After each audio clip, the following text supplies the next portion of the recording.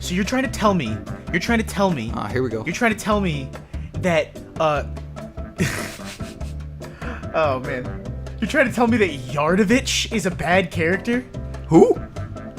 You're trying to tell me that Valentina, the titty jiggle lady from the clouds, is a bad character? Yeah. If you didn't get scared as a child when you went into the sewers and that weird witch hag thing, like, twitched its head at you, then you have no soul. That's how I I don't feel even about it. remember that. How? You're telling me you don't remember Big Yoshi? Well, okay, Big Yoshi's a meme now. I don't even know how I can possibly forget him. You're telling me you don't even remember Boshi, the ultimate Chad? I remember Boshi. I remember as a kid, everyone was talking about, like my cousin and everyone online was talking about how cool he was, and I went and he's like part of like a race mini game or something. Remember, I was a kid. Everyone was like, "This guy's such a Chad." I remember.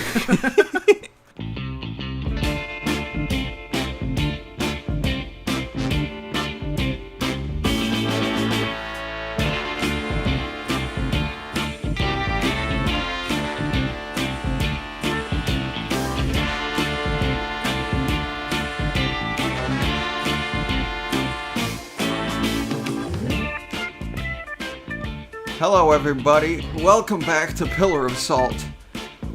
Here with me are my two pretty lads, Mike and Ryan. Hello. Hello. That's right, that's them. Hello. And we have some unfortunate news to share about our special guest, Guy Fieri. He could not make it this week. Oh, what? How come? What the hell? It turns out all the, that name I shared in the last podcast, broke NDA. There's a whole lawsuit. He wants my head on a pike, all the standard stuff. Sure, she still hasn't given us that deposit back. That was like 40% of the budget. I asked him about the deposit. I told him, Guy, friend, how about that deposit? And he told me to, and I quote, blow it up your ass. Like he's gonna give it back to us up our ass, or? I think that's what he means, but we'll have to see. But yeah, I mean, I think that was most of the budget we've made so far from our 2 episodes. It's My grandpa's inheritance is running low. Larry's subscribed to our Patreon at the highest tier. He's our producer, basically. The Larry budget got us pens. Yeah. When we don't even need pens? This is a podcast. No, we need pens so we can write things down, But like 40 of them? 40 Larry embossed pens, George. Larry insisted that his name be on it. All right, what's this show about? I think we were talking about Final Fantasy stuff just a minute ago, so we should just. Oh yeah, because you released the bombshell on us, George, that you've never played any Final Fantasy games. No, okay, so I started to remember that I have played some of them, right? Oh, it just came back to you. Well, I mean, okay, so first of all, I have played some of the other Square Enix like Final Fantasy spin-off games. Like I played Super Mario RPG. I think that's the only one I finished, to be fair. All right, but Super Mario RPG does not count as a Final Fantasy game. Oh, it does count because it's full of stupid fucking characters. And before Ryan flips his lid, I don't know if he's playing Animal Crossing or what, because I just said like the Ryan Kryptonite, and for some reason he didn't respond. No, I'm waiting. I want to see where it goes. I'm letting you finish your thought before. Not all of the characters are bad. Just to be 100% clear, Gino's a great character. Mallow's a great character. Booster is fantastic. There are a lot of really great characters. Boyer is a great character. Knife Guy is a great character. No. Now you're going to that territory of Monty Mole is a great character. We took a fucking spring and put googly eyes on it. No. Oh, the final boss is a fucking sword with warthog teeth. Like, it's. Are you trying to tell me? Are you trying to tell me that Smithy was not the most intimidating villain of 1998? How dare you? The teeth show you that he's a bad guy. Why is it a giant sword? I remember there was probably some stupid fucking lore about it. That's why to me it feels like a Final Fantasy game. It's because it's got this really stupid world in it. Okay, well, I mean, if you think about the imagery, imagine the imagery of a sword falling from the heavens and piercing Bowser's castle, and then the sword has a face. Yeah, and it just screams at you and destroys your bridge, and then you just have to go on an adventure to rebuild the bridge. It's just a little weird to me. I don't know if I like it. But I have also played through a good portion of Final Fantasy X. I played a lot of Final Fantasy 14. I think Ryan and I were playing through that one for like a month or something. The online one? Yeah, the MMO. Yeah. It's the most un-Final Fantasy of all the Final Fantasy. Oh, sure, but it was fun. I don't know. I didn't say it wasn't fun. And I played Final Fantasy 15, but I didn't play that one for too long because I got to the fishing. And I would argue that Final Fantasy 14 is actually a pretty Final Fantasy. Just because it's multiplayer. I mean, it leaned super heavily into the job system, and like that's kind of a big part of a lot of the Final Fantasy games is like the jobs and the classing. That's true. It had a story, I'm sure, that some people really enjoyed. I think it has like hundreds of hours of cutscenes, and so I just skipped all of them. But dude, the gameplay in that game was really fun. Yeah, I think there's just enough how would I even put it? Like language and mechanics from all the Final Fantasy games that you can just rearrange them and make like a satisfactory game. Yeah, definitely. You know, like all the status effects and job types and different costumes and summons and all the shit. Like they don't even have to be in an RPG, and it still is like makes an interesting game. Well, it's been around long enough that it's essentially like the prototype for like a basic RPG. Was Final Fantasy before Dragon Quest, Dragon Warrior, Dragon whatever it was called in the first one? I see what you're saying. I'd have to look that up. Yeah, let me Google it. 1 sec. I think they were both Square Enix though. So. While Mike is Googling that, what I was going to say is... or whatever it used to be. I think just Square. This is a weird thing to give as an example, but there's a deck building game, like a tabletop deck building game called Dominion. And it used to be a lot of fun, but it's been around so long at this point, it's been copied by so many different things at this point that it like comes across as really generic because all of its mechanics have just been like repurposed by a bunch of different RPGs. And I feel like that's why Final Fantasy has to start doing really weird like boy band simulator games in order to like try to stand out from itself. Right, because like its own mechanics have been copied so much. All right, to pop in here, Dragon Quest was originally entitled Dragon Warrior. Yeah. May 27th, 1986. Final Fantasy 1, December 18th, 1987. Yeehaw. Ooh. Well, close enough Take that like Final Fantasy. So you can't really say one's a copycat because games, probably took a little bit to develop. Yeah. It could be an inspiration though. That's true. Well, there's probably like a bit of what's the word, like convergent evolution. Yeah, where things just kind of pop up at the same time. Yeah, they probably shared similar inspirations.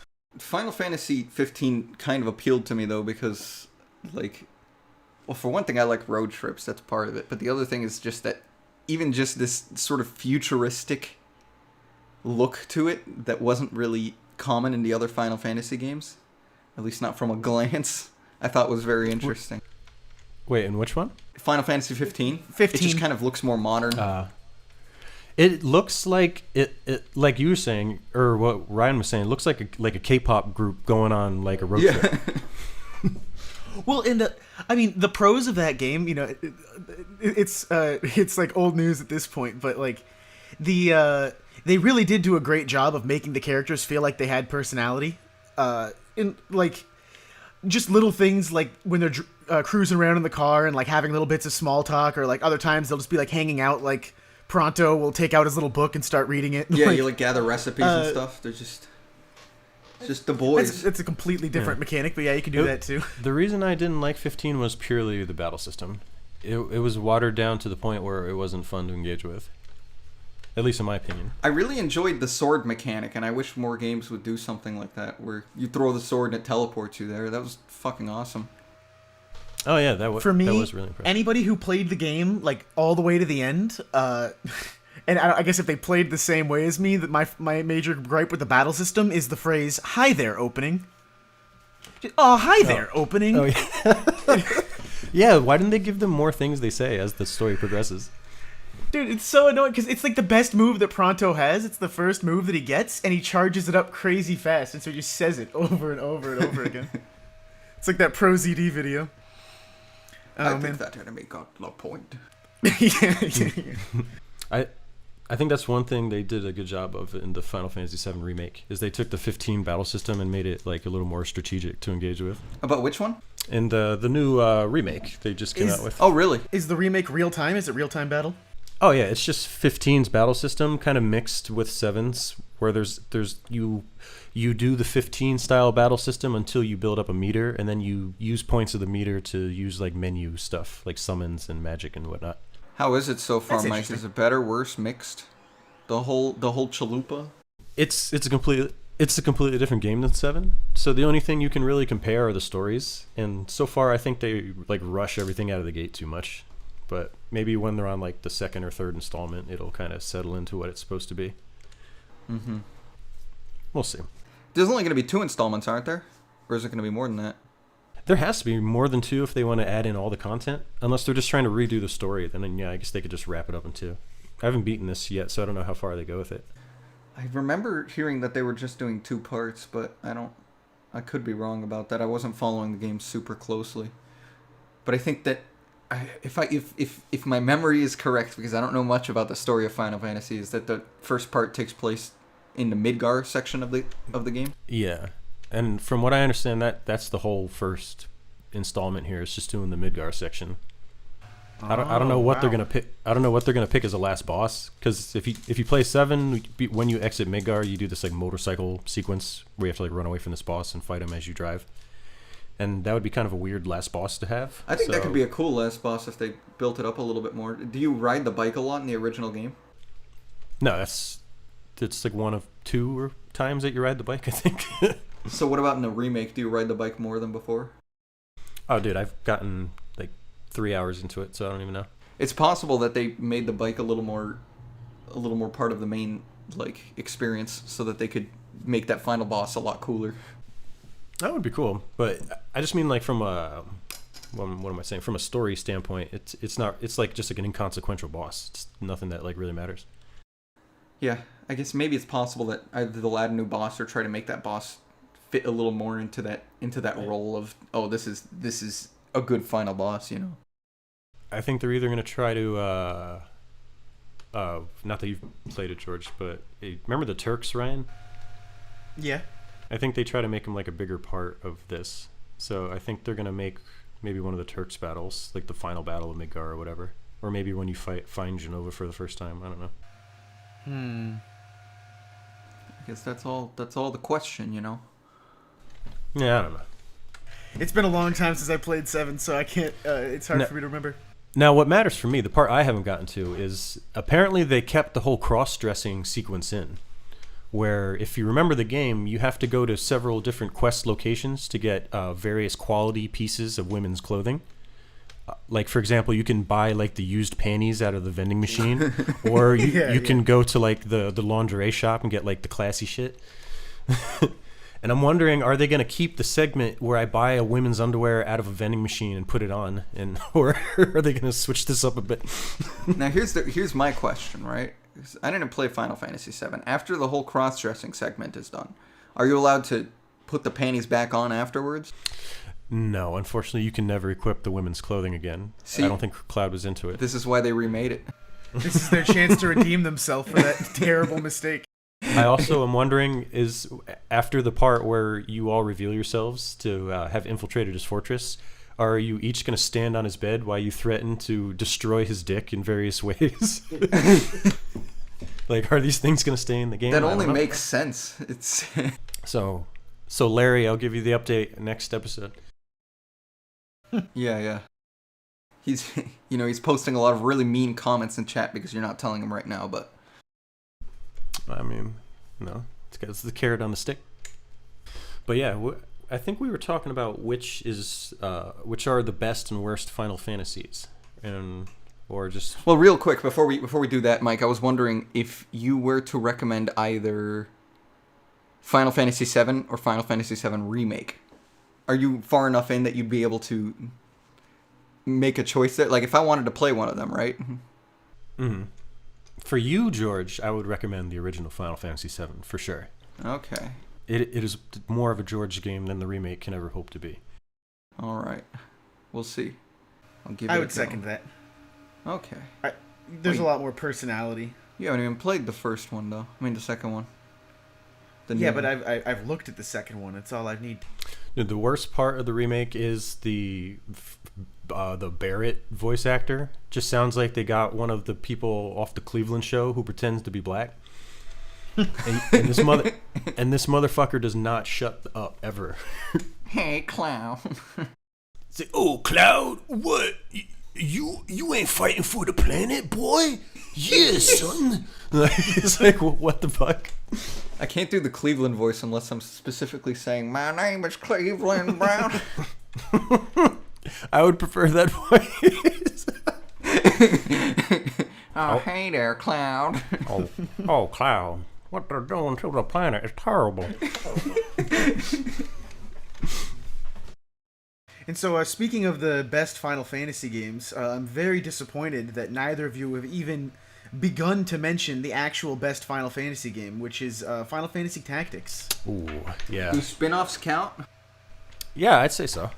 If it has Final Fantasy in the label, then it counts. Yeah, that's what I say.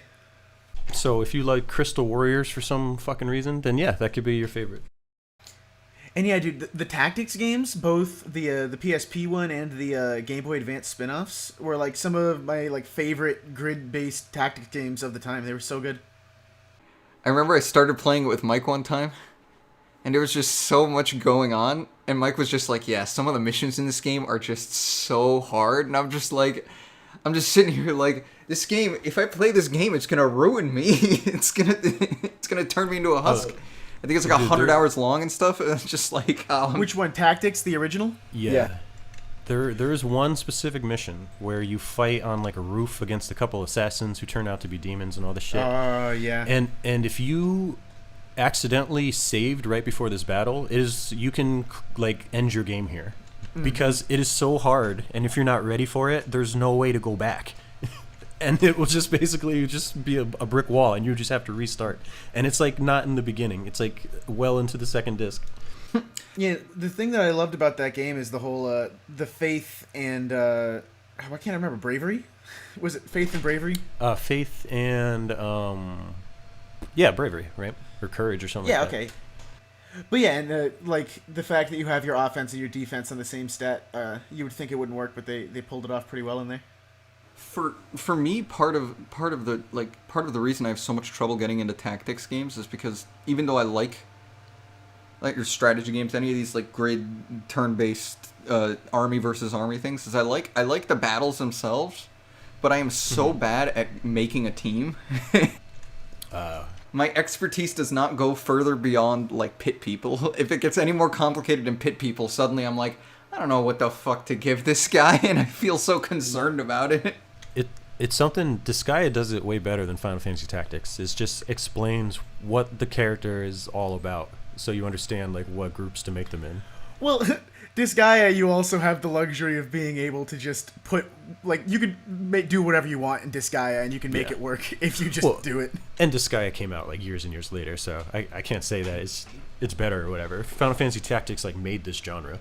Yeah, I mean, Disgaea is essentially like a parody of the genre. It's like a completely different game. And they kind of just add mechanics every iteration of Disgaea, don't they? They never like remove them. They just keep adding them. Yeah, they just keep putting more in, so you can just completely in, ignore certain elements of the game, and then you can still just play. I bought 5 because I'm like, man, I love the music of Disgaea. I love the art of Disgaea. I would love to play Disgaea finally. I bought Disgaea 5, and I'm like going through, like I went through I think like 10% of the tutorial, and I'm just like, I have no fucking idea what's going on. I'm so confused.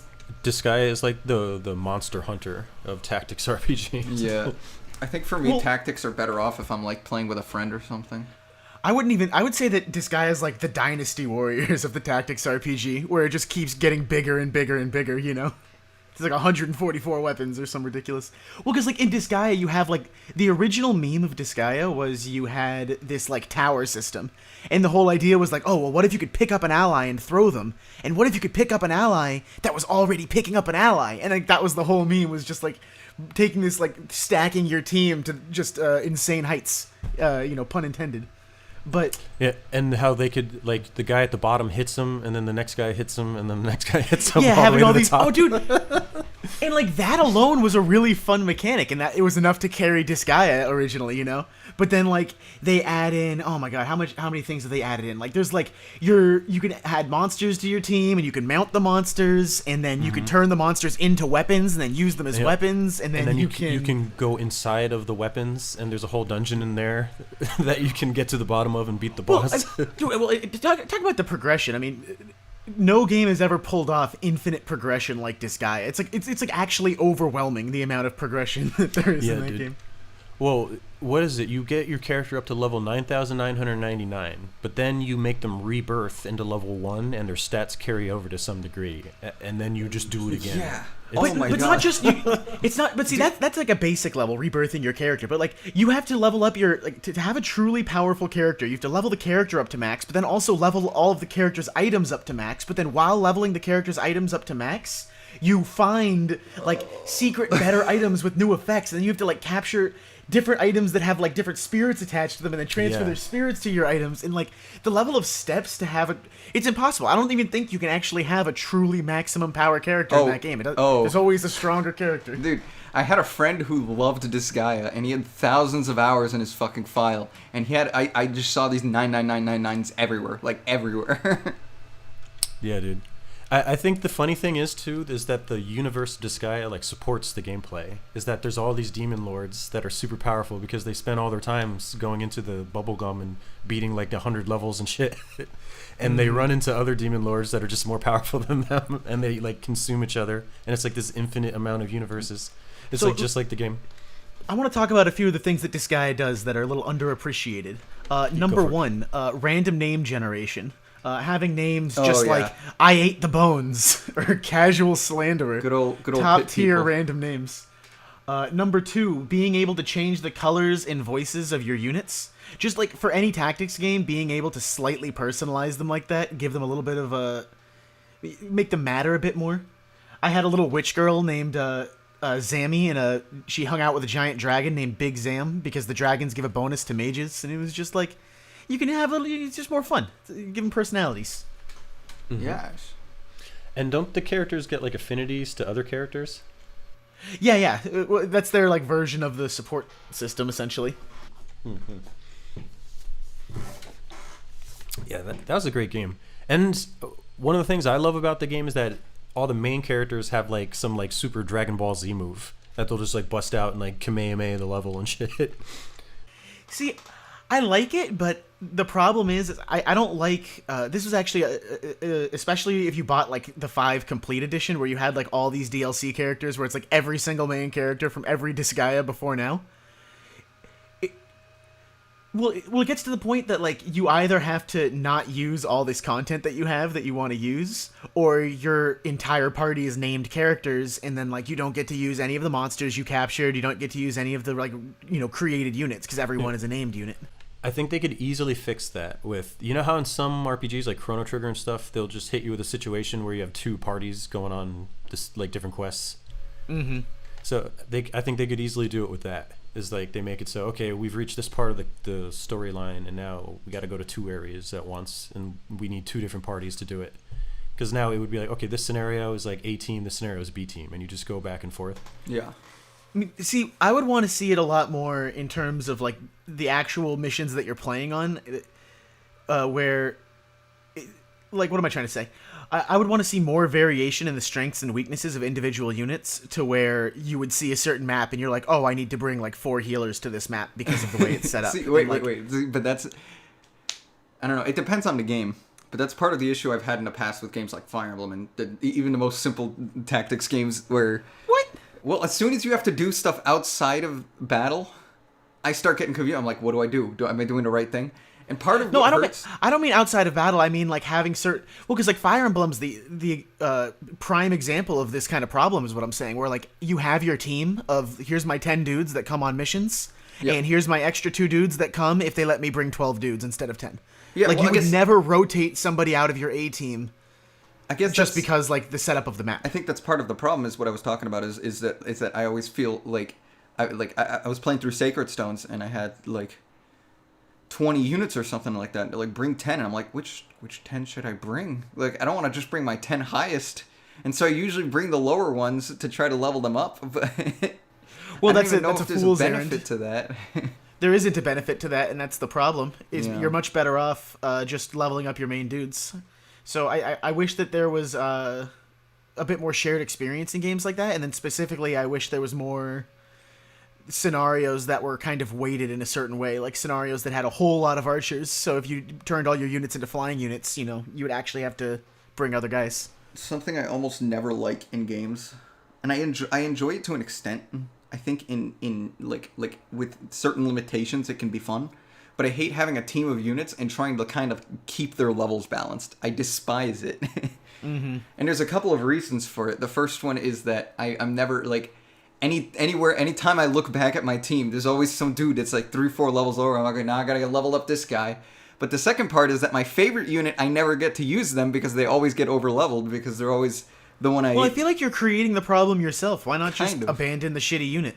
It's- Like when you go and you get the 9th hour old man character in Fire Emblem, they don't expect you to level him up. You're supposed to just leave him behind, unless like you're only supposed to use him if everybody else is dead. I guess that makes sense. I guess they're sort of used as like, oh, this is if your characters die. Yeah, if all of your other healers have been murdered, you can have this ugly old man as a punishment. That was pretty much how it worked back when I played it as a kid. The original I Fire like Emblem. I like games that will like for the US. I like games that'll like put all the XP into like a lump that you can like distribute to your members, or like kind of gives it out equally or something like that.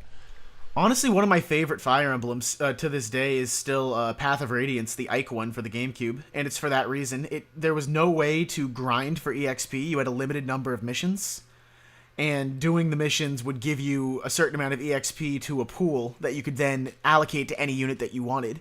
And so it was a lot more strategic in terms of leveling up, like who you wanted to level up, because you couldn't just go and run the Tower of Volney over and over, or go and run like Hoshido missions over and over. Yeah. Yeah, exactly. That's almost always the better way to do it. There's so many issues with like RPGs in general. I found where like my most powerful character, I'm like, why wouldn't I just take this guy to the front and kill them immediately? And I try to avoid that whenever possible, but all it does is make me upset because I'm not using my favorite unit. Well, why not just use your favorite unit? Yeah, I should probably just start playing that way, honestly. I thought with Fire Emblem, at least, there's special dialogue if you're fighting certain bosses with certain characters, right? Like if they're getting revenge on the person that burned down their village or something.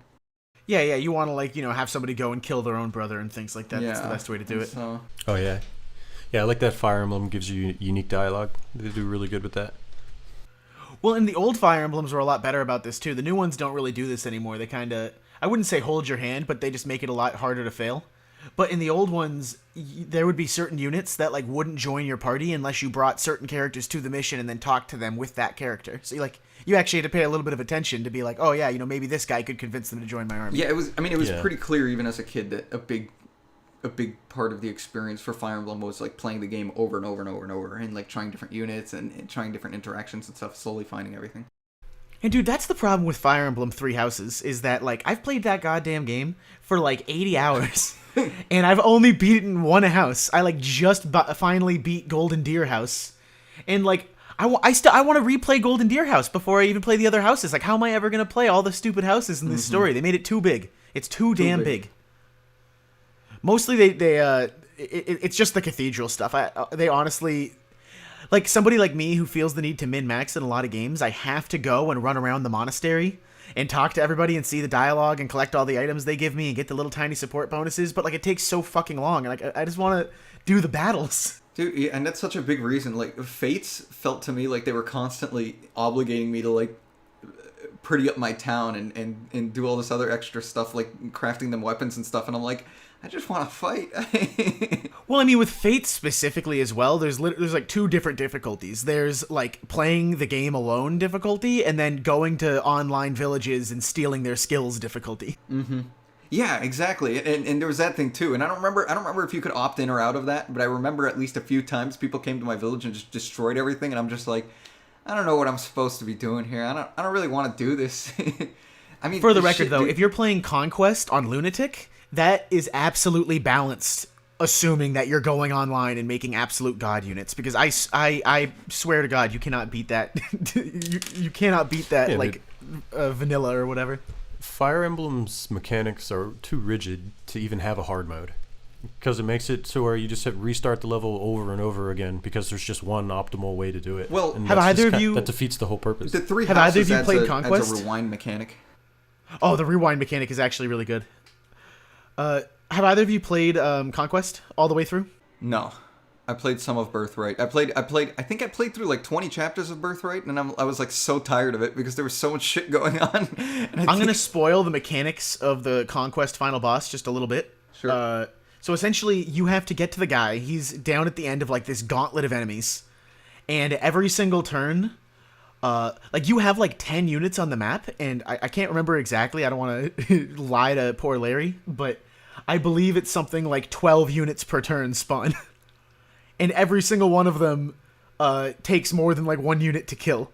And so it's just like literally like an impossible amount of units just swarming towards you. And I tried it like a dozen times and I couldn't figure it out. And eventually my strategy for beating it was I used the warp staff that you only can use like 3 times. But it's the end, so it doesn't matter. I warp a unit carrying like a Pegasus is carrying another Pegasus, and I warp them over. Or no, the Pegasus is carrying a Dancer. And I warp them over, have the Dancer dance for the Pegasus, have the Pegasus go again, and then the Pegasus has, like, stolen, like, movement abilities and abilities that let them ignore enemy pathing that I've gotten from online. And then that unit has to be a specific guy that has, like, a bonus against the final boss. Fuck's sake.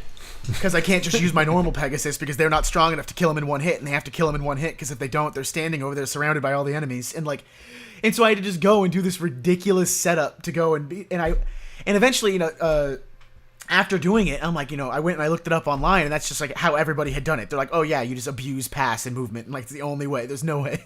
Yeah, that's nuts to me. So it's like when they designed that, right? Like, what did they do to beat it during the design process? I don't think they did. I think they just ramped all the numbers up for Lunatic and didn't play on that difficulty. And just assume that there was someone just uber nerd out there that would just figure it out. No, I mean, literally, I just don't think they even played through the entire game on that difficulty. I think they played through the game a lot on normal. I think they tested it a bunch on normal, maybe on hard. And then they just threw in casual and Lunatic, and it was like, yeah, whatever. That's lazy. Dude, to me that feels like there's no way that's the case. There's no way that's true. But at the same time, just based on what you've told me about that mission, I'm like, but did they actually not test it? That's insane. There were a few missions, dude, that I played on there. So I played Lunatic Casual, which is your units can come back after they die.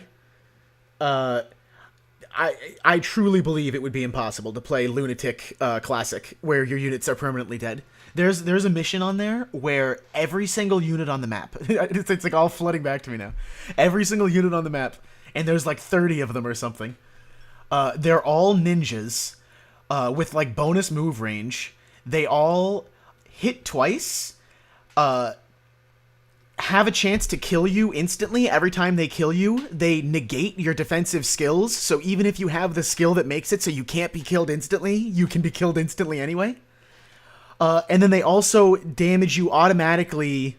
They're guaranteed to damage you before hitting you and after hitting you every time they attack you.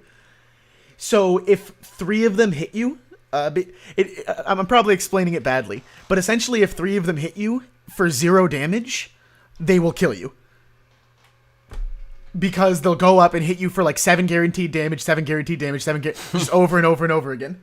And so even if you send out your strongest defensive unit that can never be killed in one hit and take 0 damage from them, he just dies.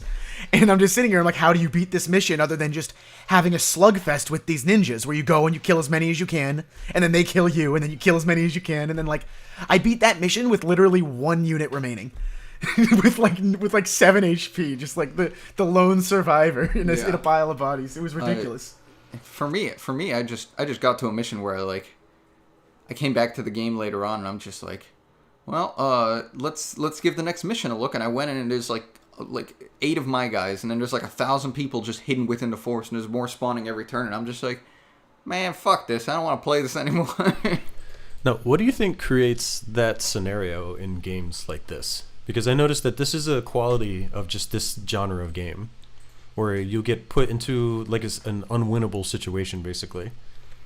Well, it's a problem inherent to Fire Emblem. You can play a game like Wargroove or Advance Wars, and the reason it can't happen there is because the developers know exactly all the decisions. They know exactly your power level at the start of the mission. And the problem is with Fire Emblem is you can make decisions over the course of your game, like giving, the developers decide like, oh, we're going to give them like 8 speed wings and, 3 tortoise shells and a bunch of strength upgrades. We're going to give them all these items.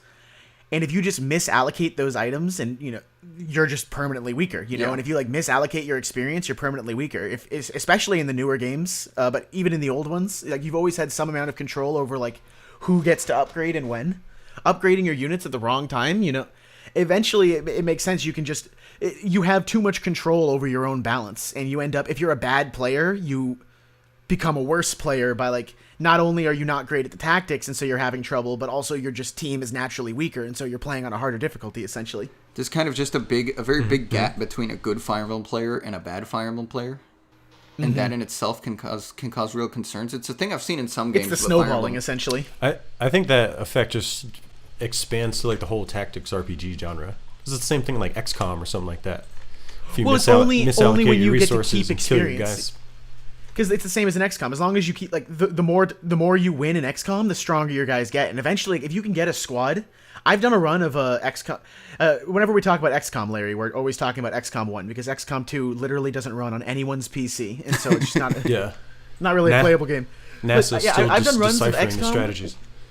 where like my 3rd or 4th win, I ended up getting through with no deaths, and I was really proud of that. But like, after I got to the mission, like to the point where every single person on my squad was a max level unit, it didn't really feel like I was doing that well anymore in terms of like keeping them alive. It was kind of trivial because like every single one of them is just like, it's just a god unit. Yeah, you need to have some level of balancing. The kind of thing where like you can beat the game, but like if you do the extra side quests, you get the better ending, but doing the extra side quests also starts making the rest of the game harder or something along those lines. Some way to sort of funnel the player into whatever difficulty they should have, I think, is important. Well, it almost reminds me of roguelikes, and it's another issue that is somewhat persistent in roguelikes, but some people wouldn't consider it an issue. I actually would say sometimes it's very good.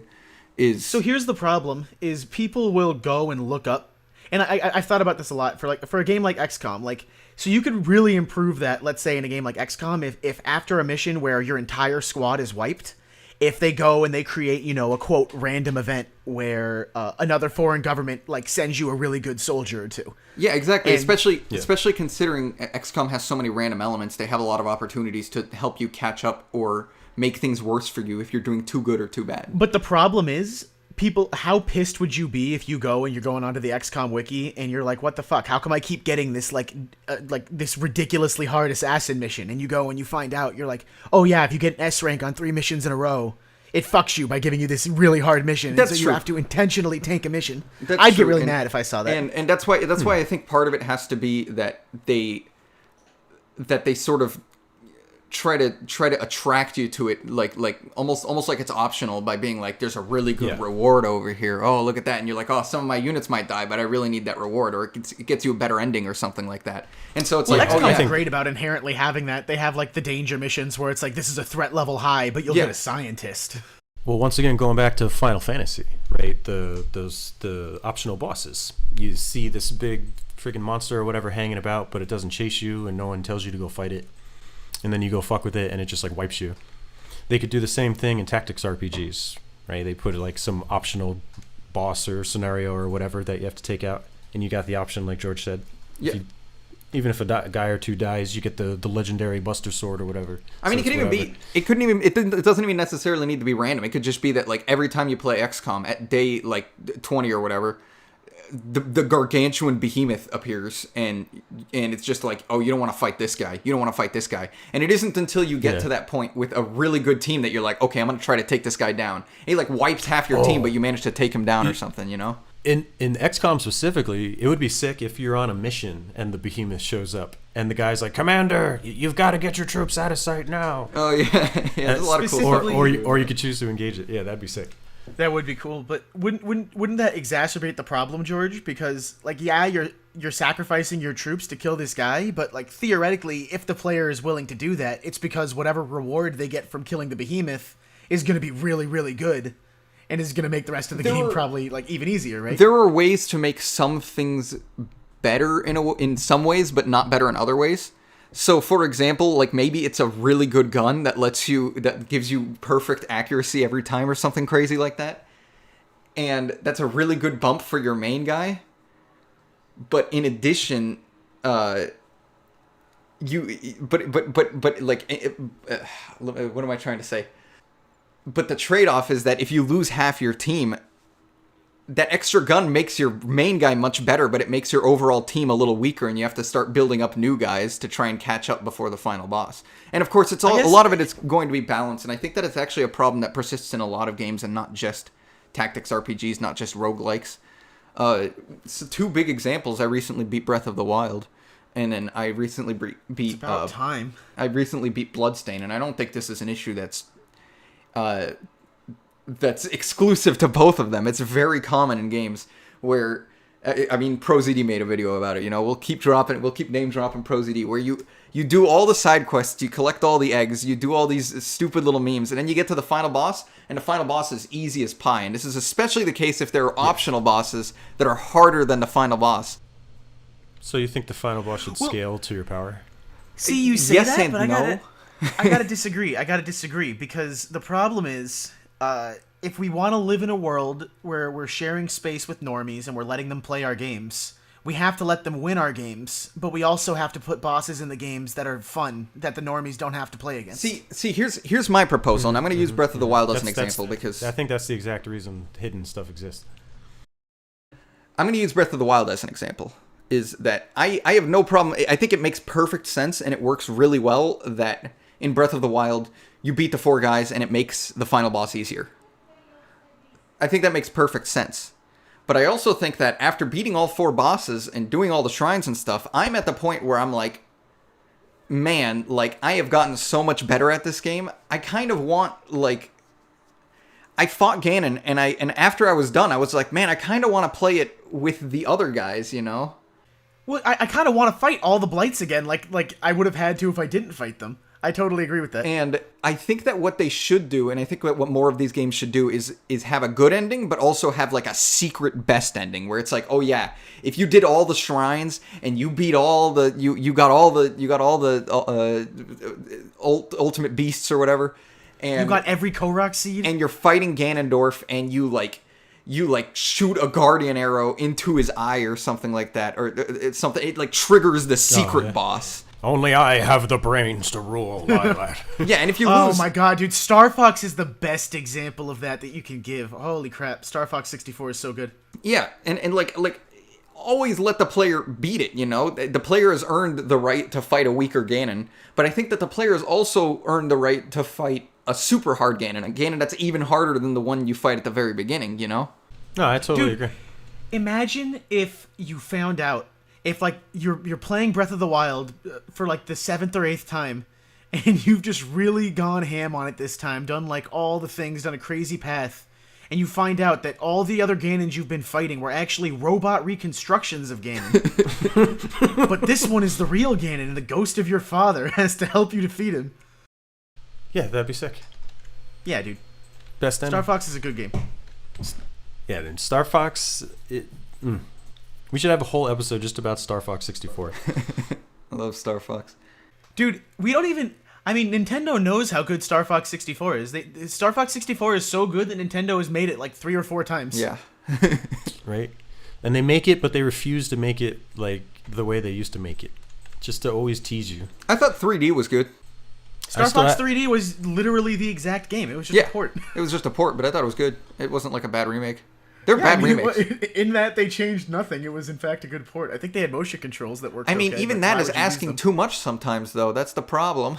Sometimes when you're Yeah, like, dude, like the Monkey Ball port is like literally worse than just Monkey Ball.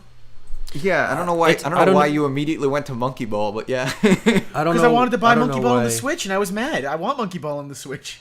Oh yeah, dude, yeah, because Monkey Ball, it's like a port of the Wii one, I think, and that one used the motion controls with the Wiimote, and then the new one does not use motion controls, even though the Joy-Cons have that ability.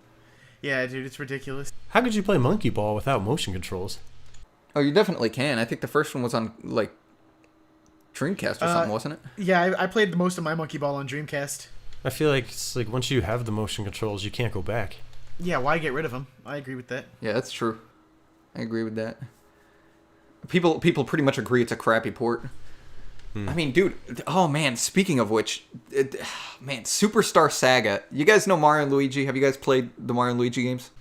No, what is that? I've Is that played- Mario RPG? Is that Legend of the 8 Stars? Yes. Is that those immigrant brothers what work in Brooklyn? Have you played any of them, Mike? I've played Bowser's Inside Story. That's the only one Okay. I've beaten. What? You can't just start with Bowser Inside Story. That's like the third one. Yeah, it's true. You don't get the enjoyment of seeing Fawful as a sidekick and then seeing him become the main villain. No one told me that there was a like a progression of the games, because they were all different titles. I was too numb. You to don't bother think there's looking. lore in the Mario universe? No, I You- never you- I never you I never gathered that there doofus. was. I remember not loving Bowser's Inside Story. I I actually don't like it either. It's I'm actually, surprised that you played it all the way through, Mike. but it's actually, but I Ryan, it's hung in actually there. the most popular one. It's actually the one people like the most. Is that true? Yeah. It's a novel concept. See, I'm pretty sure I liked, what was the first one? Superstar Saga? Yeah. I really liked Superstar Saga, and then I only kind of liked Partners in Time. It didn't live up to Superstar Saga. Partners in Time is actually my favorite one, and that's the one people hate the most. Oh, that's funny. I can kind of understand why. I only kind of understand why. I think there's so Wait, many wait. enjoyable things Why- about it. But Why'd you bring these up though?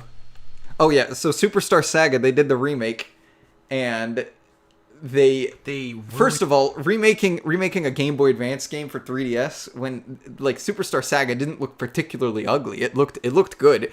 You look at the images side by side, and it doesn't particularly look like it needed a remake, at least on a 3DS, because they were still using 2D sprites and stuff. Not that I want them to go to 3D, but all of the designs of the characters were like changed because Mario and Luigi Superstar Saga had like a very specific style to it, and everything was kind of generalized into the standardized Mario enemy design. Like it's just repurposed all the graphics from New Super Mario Brothers or something. Almost, yeah, like more like the designs than the actual graphics. But yeah, like they the Koopas, as an example, looked way different in Superstar Saga. They were like on 4 legs. They kind of almost looked like the Koopas from the original Super Mario Brothers. But in the new one, they just look like the normal fucking Koopas, and it's really boring. But the other thing is that when the game came out, I'm like, I'm not buying this. I don't care. Like if I want to play it, I'll just play the original. But you know what? That soundtrack is god tier. I can't wait to hear the remastered soundtrack. And my god, it is the worst update to a soundtrack I've ever heard in my life. It's terrible. Oh. Reggie. Yeah, Reggie, why'd you do it? And then they remade Bowser's Inside Story, which was completely meaningless because it was remade for the 3DS, the console that can still play the original Bowser's Inside Story. What was that? What was that game that you played for a bit with the slimes and they have to control the big giant mecha Rocket Slime. Yeah, Rocket Slime. Rocket Slime. Oh, Rocket Dude, Slime is so good. That's what I love Rocket Slime. when I was reading the concept of Bowser's Inside Story, this is kind of what flashed in my mind a little bit, like something like Rocket Slime. But it is not like that at all. Man, Sorry what a to wholly disappoint underrated Larry. game Rocket Slime Yeah, is. because one of the selling points, and it did the same thing for like the exact same thing for Dream Team. One of the big selling points was like, oh yeah, you get these giant battles where you play as Bowser and you fight these giant castles and stuff like that. But those are like very few and far between. There's like I think 4 of them in the game. Yeah, and it's not at all like what you picture it to be. Like you're like the Power Rangers, like piloting some giant thing. Did you know there are more Rocket Slime games and we just haven't gotten them because United States is not special enough? Yeah, dude. Anyone Because listening? because all- when Japan thinks of the United States, they think of specifically like 90s culture, where everyone is like wearing like ripped tank tops and sunglasses and fingerless gloves.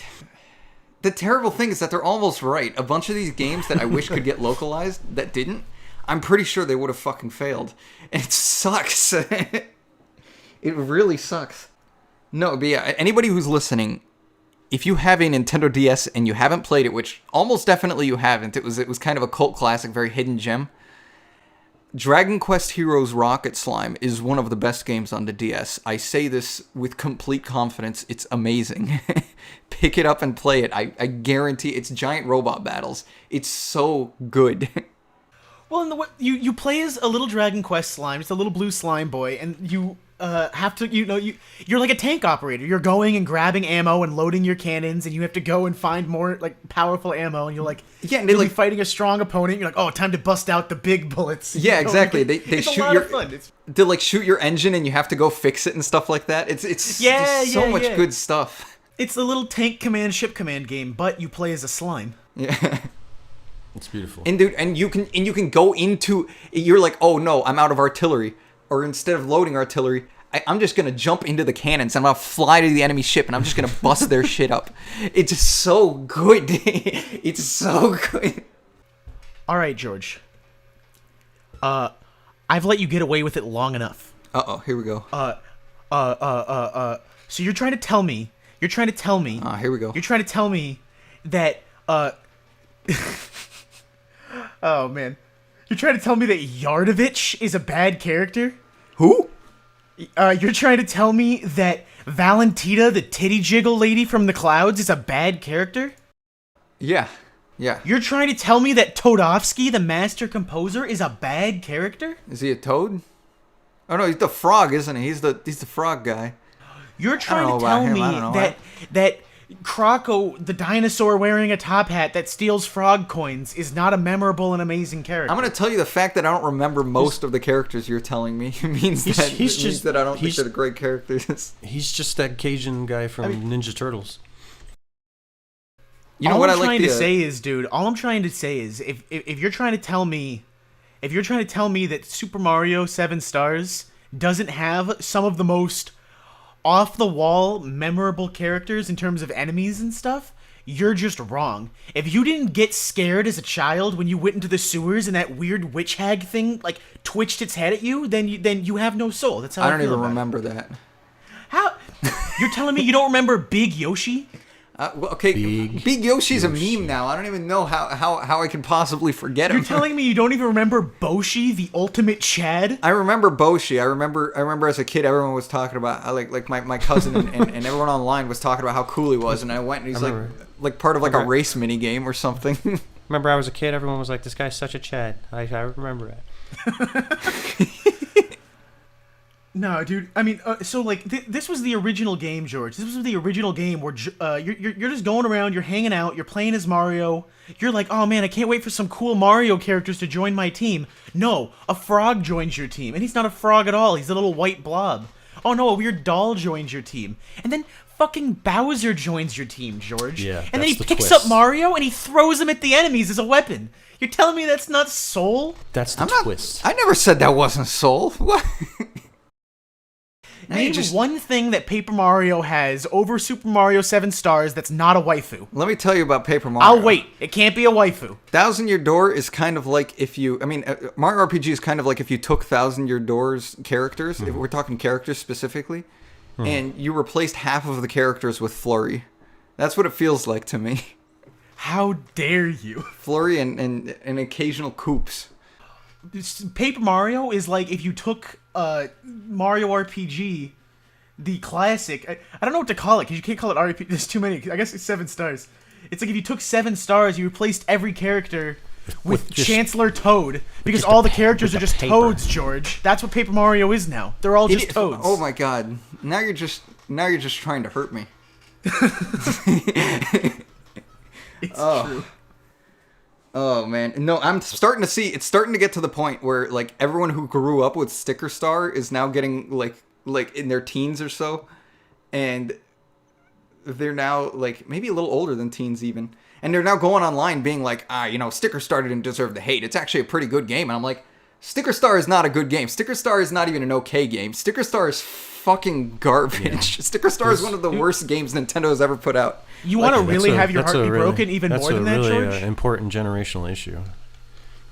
No, dude, it is. But you know, what's worse than them going and saying, "Oh, Sticker Star is pretty good"? I go and I talk to my little brother, and I tell him like, "Oh, George's favorite game is Paper Mario," and he's just like, "Oh, I don't really like Paper Mario." That's it. And you go and you ask him about it. You say, "Why don't you like Paper Mario?" And he's like, "Oh, I played this one and that one." He didn't. Of course, he didn't play Thousand Year Door. He didn't have a GameCube. He's not going to pay like however much for a copy. I'm not offended by that. He has good taste if he doesn't like the newer ones. Well, but doesn't it bother you that like there's an entire generation of people that if you say Paper Mario, they're just like, "Oh, you mean a bad game?" Not if they port it. If they port it, we'll be in a good place. Because they're going to port it, and then all those people are going to be like, "Oh, that's a bad game," and they're not going to buy it. The series just needs to get redeemed. That's all there is to it. It can still get redeemed, and I think it will be. Do you think now that Bowser has seized control of the company, that they're going to port any of your so-called cult classics, George? He's gonna seal them up, and they're just going to make new versions of Dr. Robotnik's Mean Bean Machine. I want to talk. Yeah. I don't want George to get away with this one. I want to talk about two of the most memorable characters in Super Mario 7 Stars. Okay. And their names are... I had to go and look them up because I forgot. I remember one of them because it's Bahamut. That's easy. It's Bahamut and Kulix. You don't remember Bahamut and Kulix, George? No. Oh, no. I don't want to Google this, but I think you're going to make me Google this, huh? You don't have to Google it if you don't want to. It's literally two Final Fantasy characters. Yeah, it's literally the Dragon Bahamut, and then, like... I fucking knew it. But you go into Monster Town, and while you're in Monster Town, you, like... I forget how you open the door, but there's, like, a door in there, and if you get far enough in the game and do, like, enough secret objectives, you get to fight just, like, this literally... just this Final Fantasy-ass boss. It's just, like, a giant-ass demon-looking guy. Yeah, I know about that. Yeah. Yeah, and it's just ridiculous. It catches you completely off guard. It just has Final Fantasy music playing. And it's, like, the strongest dude in the game. It's like... It's immediately what I thought of when I was playing Kingdom Hearts, and just fucking Sephiroth shows up. It's George, like now did you beat that monster, George? No, I never beat the optional monsters in RPG. Oh my god! So then you didn't play a Final Fantasy game. You didn't even beat the only Final Fantasy monster. But dude, like, name Thousand Year Door's Endgame. Name one thing in Thousand Year Door's Endgame that's even close to as satisfying. Thousand Year Door's Endgame. Do you mean the end of the game, or do you mean the post game content that you can do? Post game. Okay, post game content is like one of the only major flaws I have with the game. Ooh! I got him again, boys. Larry, if you're keeping score, that's 3 for me, 0 for George. That's not. That's a lie. That's a damn lie. Yeah, when did it start? When did the scoring start? Are you telling me that you didn't cry, that you didn't bawl when it was revealed that Mallow was not a tadpole? Yes. I was shocked. I couldn't believe it. It's like not even that far into the game that you've like gotten to know him that well. But he already feels like family. It's like so soon after you meet him. When Mario was so heartless as to step on the cake that the Koopas worked so lovingly to make. That monster. Larry, if you don't know, 7 Stars is probably my favorite Super Nintendo game. I would argue the best one that has ever been made. He's lying, Larry. Oh, wow. Is that true? I've played it more than any other Super Nintendo game. I love 7 Stars. George, what's your favorite Super Nintendo game? Oh, Number man, one. That's tough for me. You gotta choose. Ooh, I want to make Ryan angry. Is it by not saying Donkey Kong Country the only acceptable choice? That's not the one. You just said Mario RPG. No, it's Donkey Kong Country, baby. Wait, it's Earthbound though, isn't it? It's probably Earthbound. I love it. That's an okay choice. It's definitely like not even the best RPG on. It's not even the best. It's not even the second best RPG on the console. Kind of. Well, okay, so Chrono Trigger is very good. I'll give you that much. Guess my favorite SNES game. It's very easy. Is it Chrono Trigger? Oh no, it's not Chrono Trigger. Oh man, if I go through it, I'm gonna say it's Super Mario World. Yeah. Ooh, damn, that is a damn good game. But no. Link to the Past. I would say Mega Man X. Oh, that's a good one. choice. I actually could have guessed that if I took like 2 or 3 more guesses. I wouldn't have gotten it on the next one. I figured you would have guessed that. Mega Man X and maybe Super Punch Out would be second or third. Oh yeah, Super Punch Out. Super Mario World is amazing though, dude. That's one of the games I've beaten the most. Why wouldn't I pick Mega Man X? I love Mega Man X, but I wouldn't pick it. I think it's because you go ahead. At the time it came out is what I basically go off of. Like when Mega Man X came out, it was like the Terminator 2 of fucking platformers.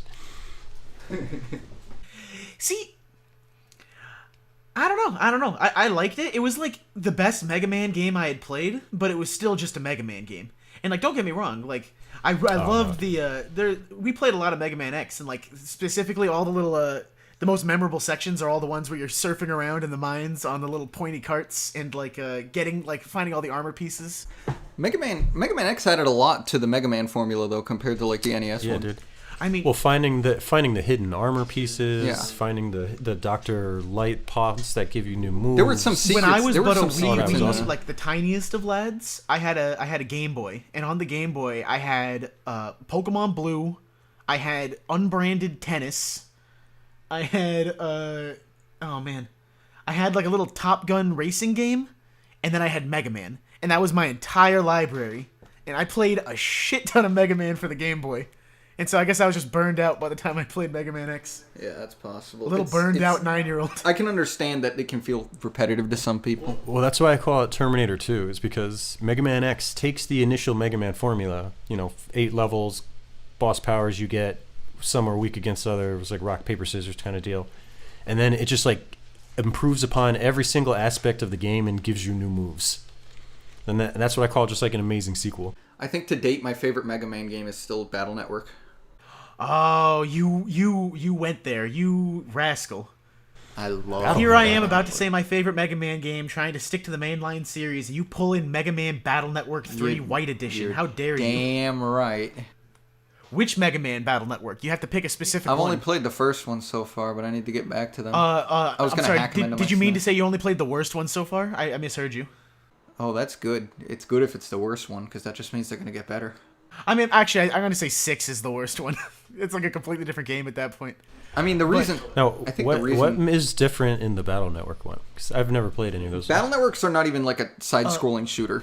It's like a completely different game. So the first one is just establishing the genre, and it's not that it's bad, it's just that every other one sort of improves upon it, because it's like, okay, now that we know what we're doing, let's develop on this. It's sort of like going and playing Disgaea 1 instead of playing one of the later Disgaeas, to go back to that one.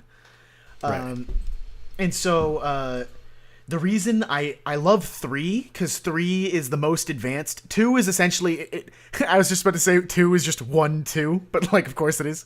But like, I mean, it doesn't really stray that far. It's like the truest sequel. 3, it blows it up a little bit. It actually turns it into 2 versions where you get different bosses depending on which version you play, and I like White better just because I think the bosses are more fun on that side.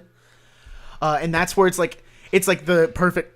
I guess that's the Terminator 2 of the series, where it's the culmination of all the best elements. And so, honestly, even if you skipped 1 and 2, you could just play 3, and they give you enough of a story recap that you'd be fine. But then when you go and you play 4, I'm trying to remember. In 4 they introduce like the soul mechanic, and then for every boss you beat, you like can start turning into them. And so they bring back that element of Mega Man, and that's why that one gets really cool. And then in 5, it's just that one again, but it's not quite necessarily better, because it gets to the point where it's being goofy.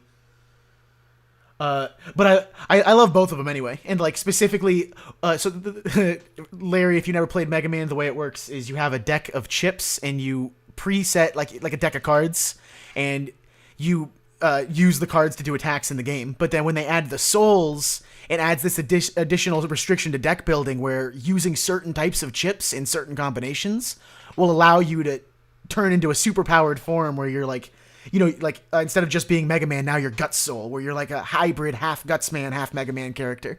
And all the designs, it was really cool to see, like, because it wasn't just your changing color like the old games. It was really awesome to see your guy, like, it's like a Pokemon evolution, essentially. Like, I get to see what Mega Man looks like when he's half Napalm Man now. And yeah, I took it off topic a little bit, but I want to get back to SNES briefly. Hard to pick. I know I do that. I'm sorry. It's so hard to pick a favorite SNES game because there's so many good ones. All right, I'm just gonna list off some easy choices. You can tell me if they're the ones you're gonna pick. Donkey Kong Country, easy choice.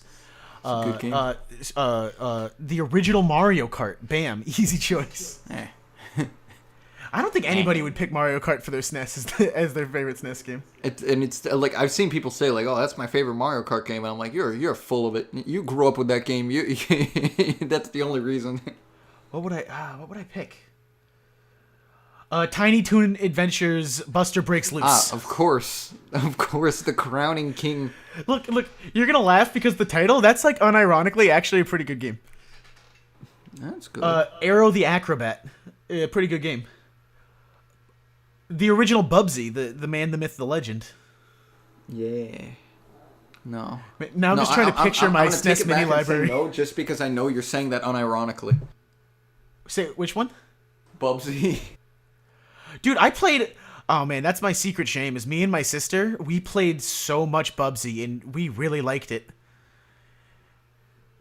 Even as a kid, like I would get so mad at like the elements that people complain about, like how zoomed in the screen was and how fast you would go. But like that's what I liked about it. I liked that like it just felt like there was no limit to how fast you could make this stupid cat move, and it was like just stupid hard. I don't know.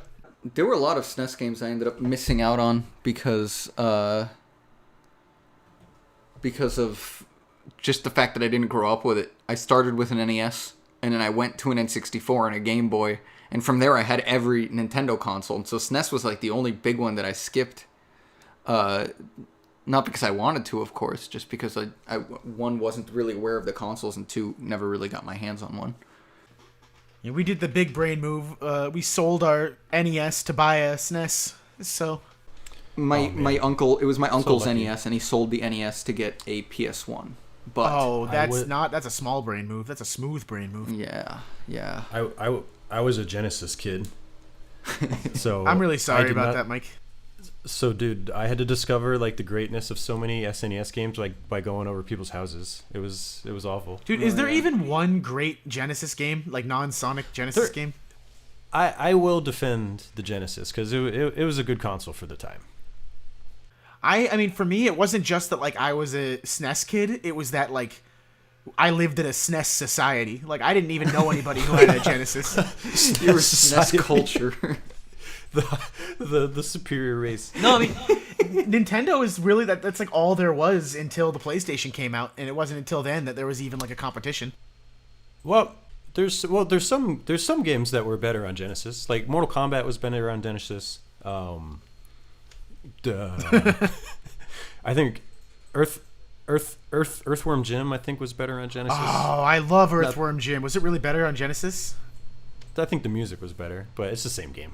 Oh man! So on my little SNES Mini, I have every good SNES game on my SNES Mini, and I'm not going to say how. I purchased them completely legally, is how. But literally the only game that for some reason won't run out of like the entire SNES library is Earthworm Jim 2, and it's just a heartbreak because that's like that's probably like number 4 or it's top 5 for sure. It's such a great game. I played the shit out of that game. Yeah, that game I think is like such a great example to like so many indie games that are made nowadays, where like you think you understand what this game is, and then you get to the next level, and all of a sudden you're disguised as like a tadpole flying through like intestines. Yeah, all right, dude. Oh man, playing Mozart the entire time. What a great game. And the costume doesn't have any fingers, so he has to like dangle the gun off his little fin. I played some Earthworm Jim when I was a kid, but I couldn't get into it, and I'm not sure why. It felt weird to me. It's definitely felt weird. I agree with that. Not gonna say it's adult, like I don't know. I don't think it appeals to the George sensibility. Is all I'm gonna say about it. Well, it wasn't even because of the art style. Although as I wasn't really that much into like the art style or the character or anything. It was a lot more because for some reason, like navigating with the character felt a little clunky to me, and it might have just been because I wasn't used to controlling taller characters. I'm usually used to controlling like short little guys like Mario. It's because specifically the whip swing move in the first one and then the snot swing move in the second one are very awkward moves. Yeah, there were plenty of times where I killed myself trying to do like swing from hook to hook. It was really annoying. One of the things I always really liked about Nintendo is that they've always done a really good job, at least for me, of making a character that feels really fun to control and feels really natural to control. I agree. Like I said, Super Mario World is one of the games I've beaten the most, and it's like because it feels so perfect to do everything. It's so tight. It feels so good. Dude, but how come? But Nintendo plays it safe too much. I feel like you just enjoy interacting with the game, but the game never like shocks you or challenges you like intellectually. I think they've been doing a good job kind of breaking out of that more recently. They've been trying to, I think. Yeah, I think they've been trying to open It got much up a bit worse more. during the Wii era, because I think GameCube was their peak of, like, let's just do a bunch of weird shit. And then the GameCube failed, and they're like, we gotta appeal to the normies. But it worked. Yeah. But I They think they're made starting millions. It did work. It worked until the Wii U. Well, it worked 'Cause, until people, like the core audience, didn't want to buy the games anymore. You can't make normies your core audience, because normies are not loyal. That's what it comes down to. Yeah. That's true, man. That's such a good way to look at it. Look at what happened. I think Telltale is one of the best examples. Walking Dead was, I think, nominated for Game of the Year. It was like one of the most popular games of all time, and even like the following ones didn't achieve nearly as much success. People just dropped it instantly. Apex Legends is a much faster example. See, that makes me upset. I think did we mention this on the show before? I don't even remember. But Apex Legends is like a strictly better game than Fortnite to me. But I don't think like we came haven't out at the talked wrong about time, or like something. I don't know. But you can't do the floss dance or whatever, so who cares? Well, yeah, I mean that's a big part of it is that kids don't identify as much as the characters because they don't have like that fun personality to them. But like mechanically, as a game, like the mechanics of the game are so much better for what it is. I don't know. Isn't it better that there aren't a bunch of snot-nosed kids playing it though? No, because it makes the game way harder. I don't want a bunch of like elite adults beating me up every time. I want to beat up on some children. Dude, in the future when they teach like the history of game design, like this is gonna be like how the film industry was in the 70s, where everyone's just making just like straight like hot garbage, and one day like auteurs are gonna come around again and like revive like the AAA market. I hope. Yeah, but see, then after that, you're just gonna go back into sequel hell and reboot hell. One thing I think right now, at least, that the game industry has a very strong advantage over the movie industry, and it's a big part of the reason why I decided I wouldn't be in movies and I would be in games instead. Because I left my film class and I'm just like, no, I want to do games. Is that the film industry is very, I don't know if monopolized is the right word, but it's very centralized within Hollywood. It's the same thing with games though. It's centralized within the top like 10 like publishers basically, and what genres they decide. Not even necessarily. I mean, look at how much success Undertale got. That one guy made it. That doesn't happen very often in movies. Indies have a much. Well, talking about the AAA market and the I'm indie not market talking. is like I'm talking about like Hollywood and like Sundance. You know what I mean? I'm but talking that's about the same thing though, Mike. Like how many Sundance like name? There's one indie movie that succeeded last year. It was Parasite, right? Like, but I can name. Was Parasite indie? Yeah, Parasite was an That's indie movie. nuts. That won an indie in the sense that it comes from somewhere besides Hollywood. Yeah, that's true. It's Well, because no, it but came it out also from had a really outside small the- budget. Oh, okay. I just don't think. I think that the way the film industry is set up, there's a lot of like almost corruption. There's a lot of elbow rubbing, and you really can't get anywhere in that industry unless you're rubbing elbows with the higher ups. Not to talk about politics, dude, but do you honestly think there's not like a good old boys system in the game industry, George? Like, you can't be that naive. What I'm saying, I'm not arguing that there's not, but what I am saying is that with the game industry, it's a lot more separated. Yeah. Indies are so much more. For in the game industry, you don't end up in a situation where like Steam is literally not even putting your game in the store because like some big game company told them not to. Whereas in theaters, you'll have like Disney straight up, oh, we're going to release this movie and we're going to demand that the theaters put our movie in their biggest theaters for a certain amount of time, like literally strangling out other movies. I see what you mean. Well, if you take the theaters out of the equation and we just look at this like the streaming market the way it is now, where you can basically the streaming market has helped it a lot. I'll say that much. It's done a lot of good for the film industry. I would say that's for shows and not for movies, though, because who Yeah. streams movies? Nobody. Well, there are a few good movies out there. Buster Scruggs was very good. Well, but I mean, who goes out to see every movie in movie theaters, though? I mean, I guess that's true. I guess it's nobody. I just think that with the game industry, there seems to be at least a lot more freedom to just make an independent studio and make a game with some guys, or go work at an indie studio, and you're not necessarily under the exact same standards as everyone else. I think games, the difference between movies and games is games make it easier to publish that effort. Or you could do the same thing with films. That's also true. But unless you get involved with like Fox Greenlight or something, you're not going to get your movie out there. Yeah, well, that's part of the issue I have. But no, I understand. There's also like with films, there's a lot more of a process involved with filming and getting sets and stuff like that. Mm-hmm. But I think that Hollywood has definitely taken a lot of steps to try and make it so that they have a stranglehold over the film industry, that nobody can make a film without going through the higher ups at Hollywood. I still feel the same about the AAA market, man. The AAA games market? Yeah. I'm not really even talking about the AAA games market, though. I don't care about most of those games. Well, I guess that's the main thing I want to get revived, though, because don't get me wrong, I love indie games, I love big indie game projects, but you can't get that huge Hollywood like Metal Gear 1 type experience. That's true. You know what I mean, I I mean? guess, who are you guys without a talking AAA about? publishing studio. When you say like, oh, you know, the AAA guys won't let you succeed, or Hollywood, but like, who are you talking about? Like Paramount Pictures, like who specifically? Yeah, exactly. Before he got busted, like the Harvey Weinstein group, like these people who like they produce everything. You know what I mean? Or like EA or like Ubisoft or something. They produce everything. Well, but yeah, so like, but you don't have to have a good relationship with EA to get a successful game on PC or on the Switch or anywhere. Like, you don't need to work with EA. I'm mainly talking about like marketing and making sure people are aware of it, and like it being saturated into the market. You need like a AAA studio. I mean, I guess you could maybe argue like, that you need like a good relationship with games journalists or something, so that they like will talk about your game.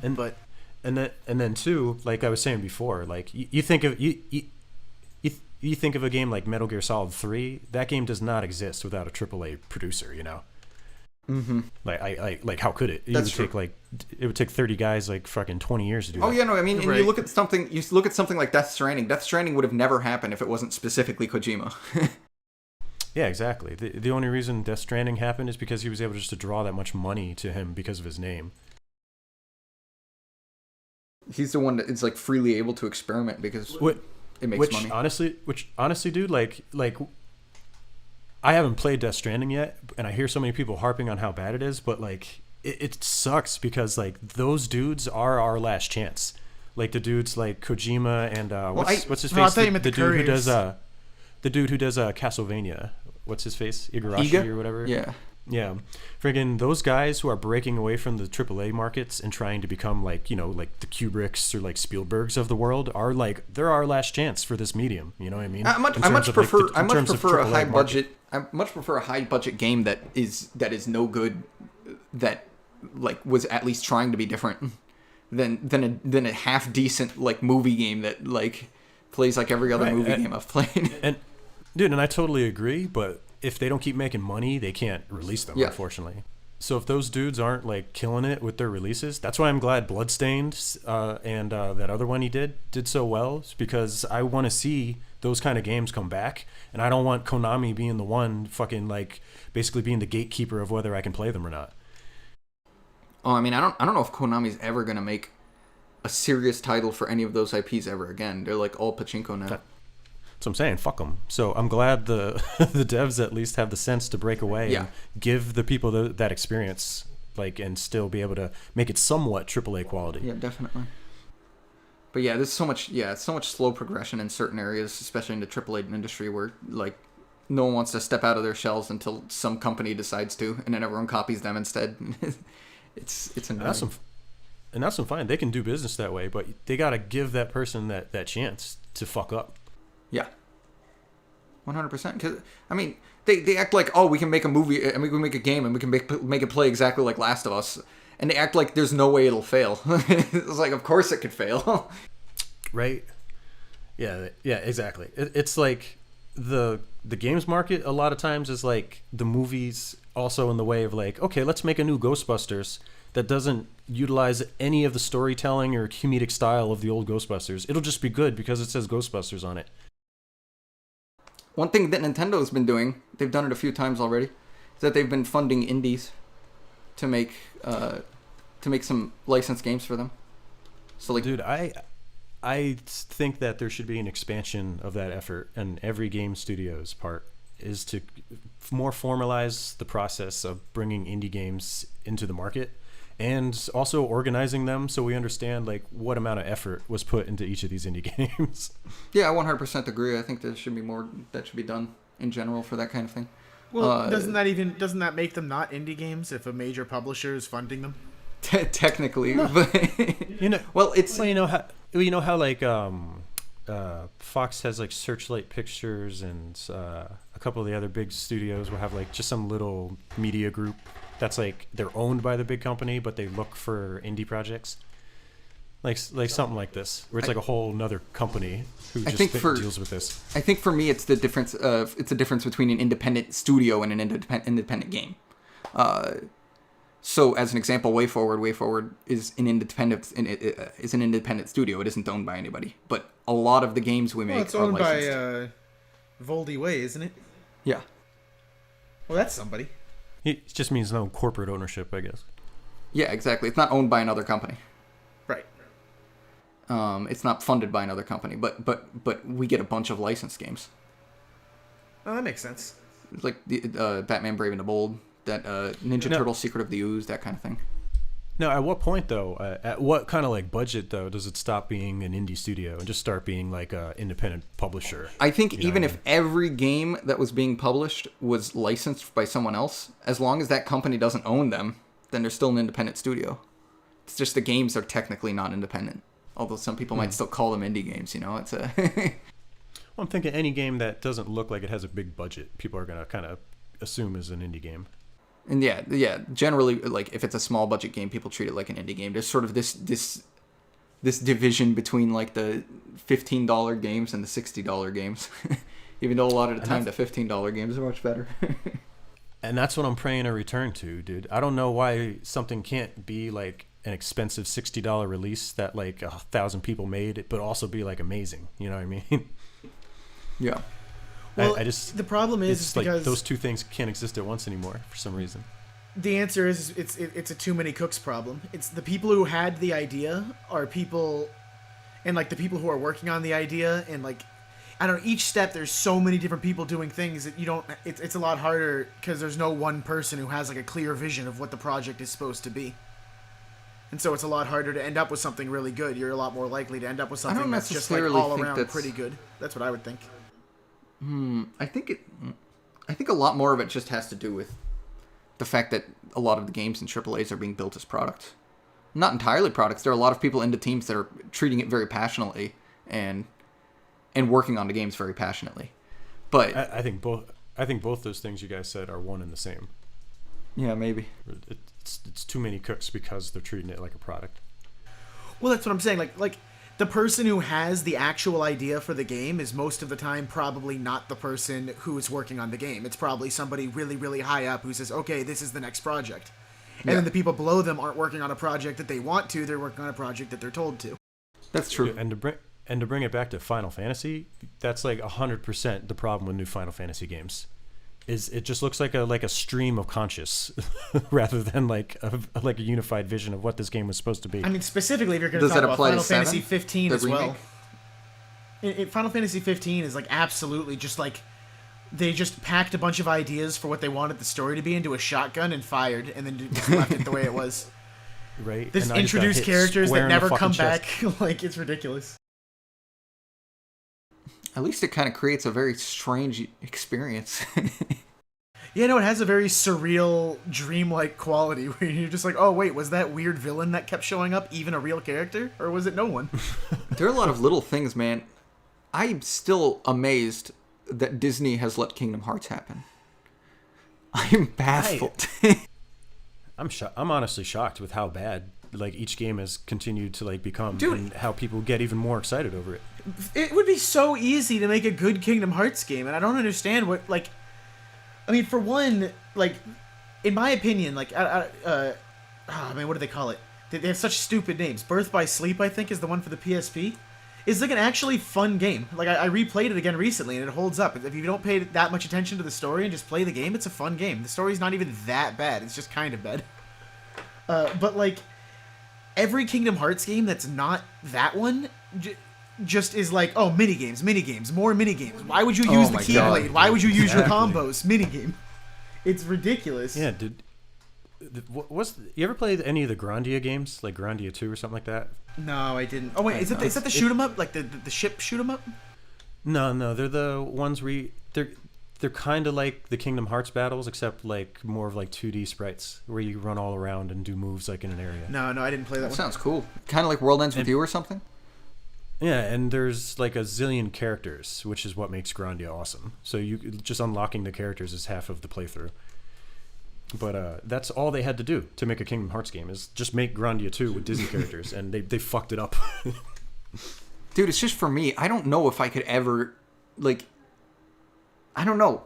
Like, on one hand, I know Kingdom Hearts has a lot of good gameplay elements to it, and I kind of want to, like, play through them. And I played a little bit of one when I was younger, and I played a lot of Chain of Memories, which I enjoyed. But I just don't know if I can easily go through it. Usually, I don't let a game's story get in my way. But the story of Kingdom Hearts straight up offends me. So here's the problem, is that, and here's what I'm pretty positive is the problem, is I think that there was something involved in their contract that limited how much they were allowed to do with the licensed characters, and so you end up with every world is just, okay, we're going to take the original story from the movie, and now but the main villain is a Heartless instead. And, like, we're just going to smush in a story about how, but they had to steal her heart, and just smush it in there. It's just a trailer for whatever that product was. That's and all yeah, so every level is. All the cutscenes end up just being a waste of time, unless you really, really like the movie, and you're like, I just really want to watch Sora be like, oh, what up, Mulan? High five. And, you know, have, like, knockoff Eddie Murphy talk to you as Mushu. But and wouldn't it be amazing if they just totally just like gave the finger to Disney and just gave like these deep like character plot like arcs to all the Disney characters? Like Mulan has like gender identity issues and shit. I don't know what the point. Like I don't know at what point it ends though, because it's like I'm sure Disney came to them and it's like, oh no, you can't like go off the main story. But then they're like, oh yeah, we're gonna have a scene where everybody thinks Goofy died and Donald starts crying over his corpse or something, and it's just like, yeah, that's fine. Outside of that though, so the other half of the story is like the actual Kingdom Hearts story, and that's like all the Organization 13 stuff and all this like crazy, you know, that's where it like really gets off the rails, you know. But but way too off the in the first game, it was kind of 100%ed Kingdom Hearts 1, and I don't know what started the plot. Like I paid attention the whole time, and by the end they still didn't explain it. They just were there all of a sudden. Did. What do you mean? They live on the island, which I guess is just one of 1,000 worlds. Yeah, and they live there as immortal children, I guess. And then a door opens because Ansem, the one guy. It was opened externally. Ansem opened the gate because he was connecting the different worlds. And for reason, Ansem is also that guy. So, okay, well, so, oh man, it's so hard. Your friend that gets called through the gate is also Ansem. He created himself. The reason it's really hard is because it's hard for me to remember at this point what was talked about in only the first game and what came later, because Ansem is also Xehanort, and like man, it just at the end of the game they say that who's the bad guy? Riku. Well, Riku is your buddy. Yeah, that's your rival. Yeah. Riku gave into the darkness in his heart, which it doesn't show at all. It just shows him being like, "Oh, here's a door. I'm gonna go in," and then became a bad guy, and that's it. That's the only explanation it gives you. Well, that's all you really need in the end, right?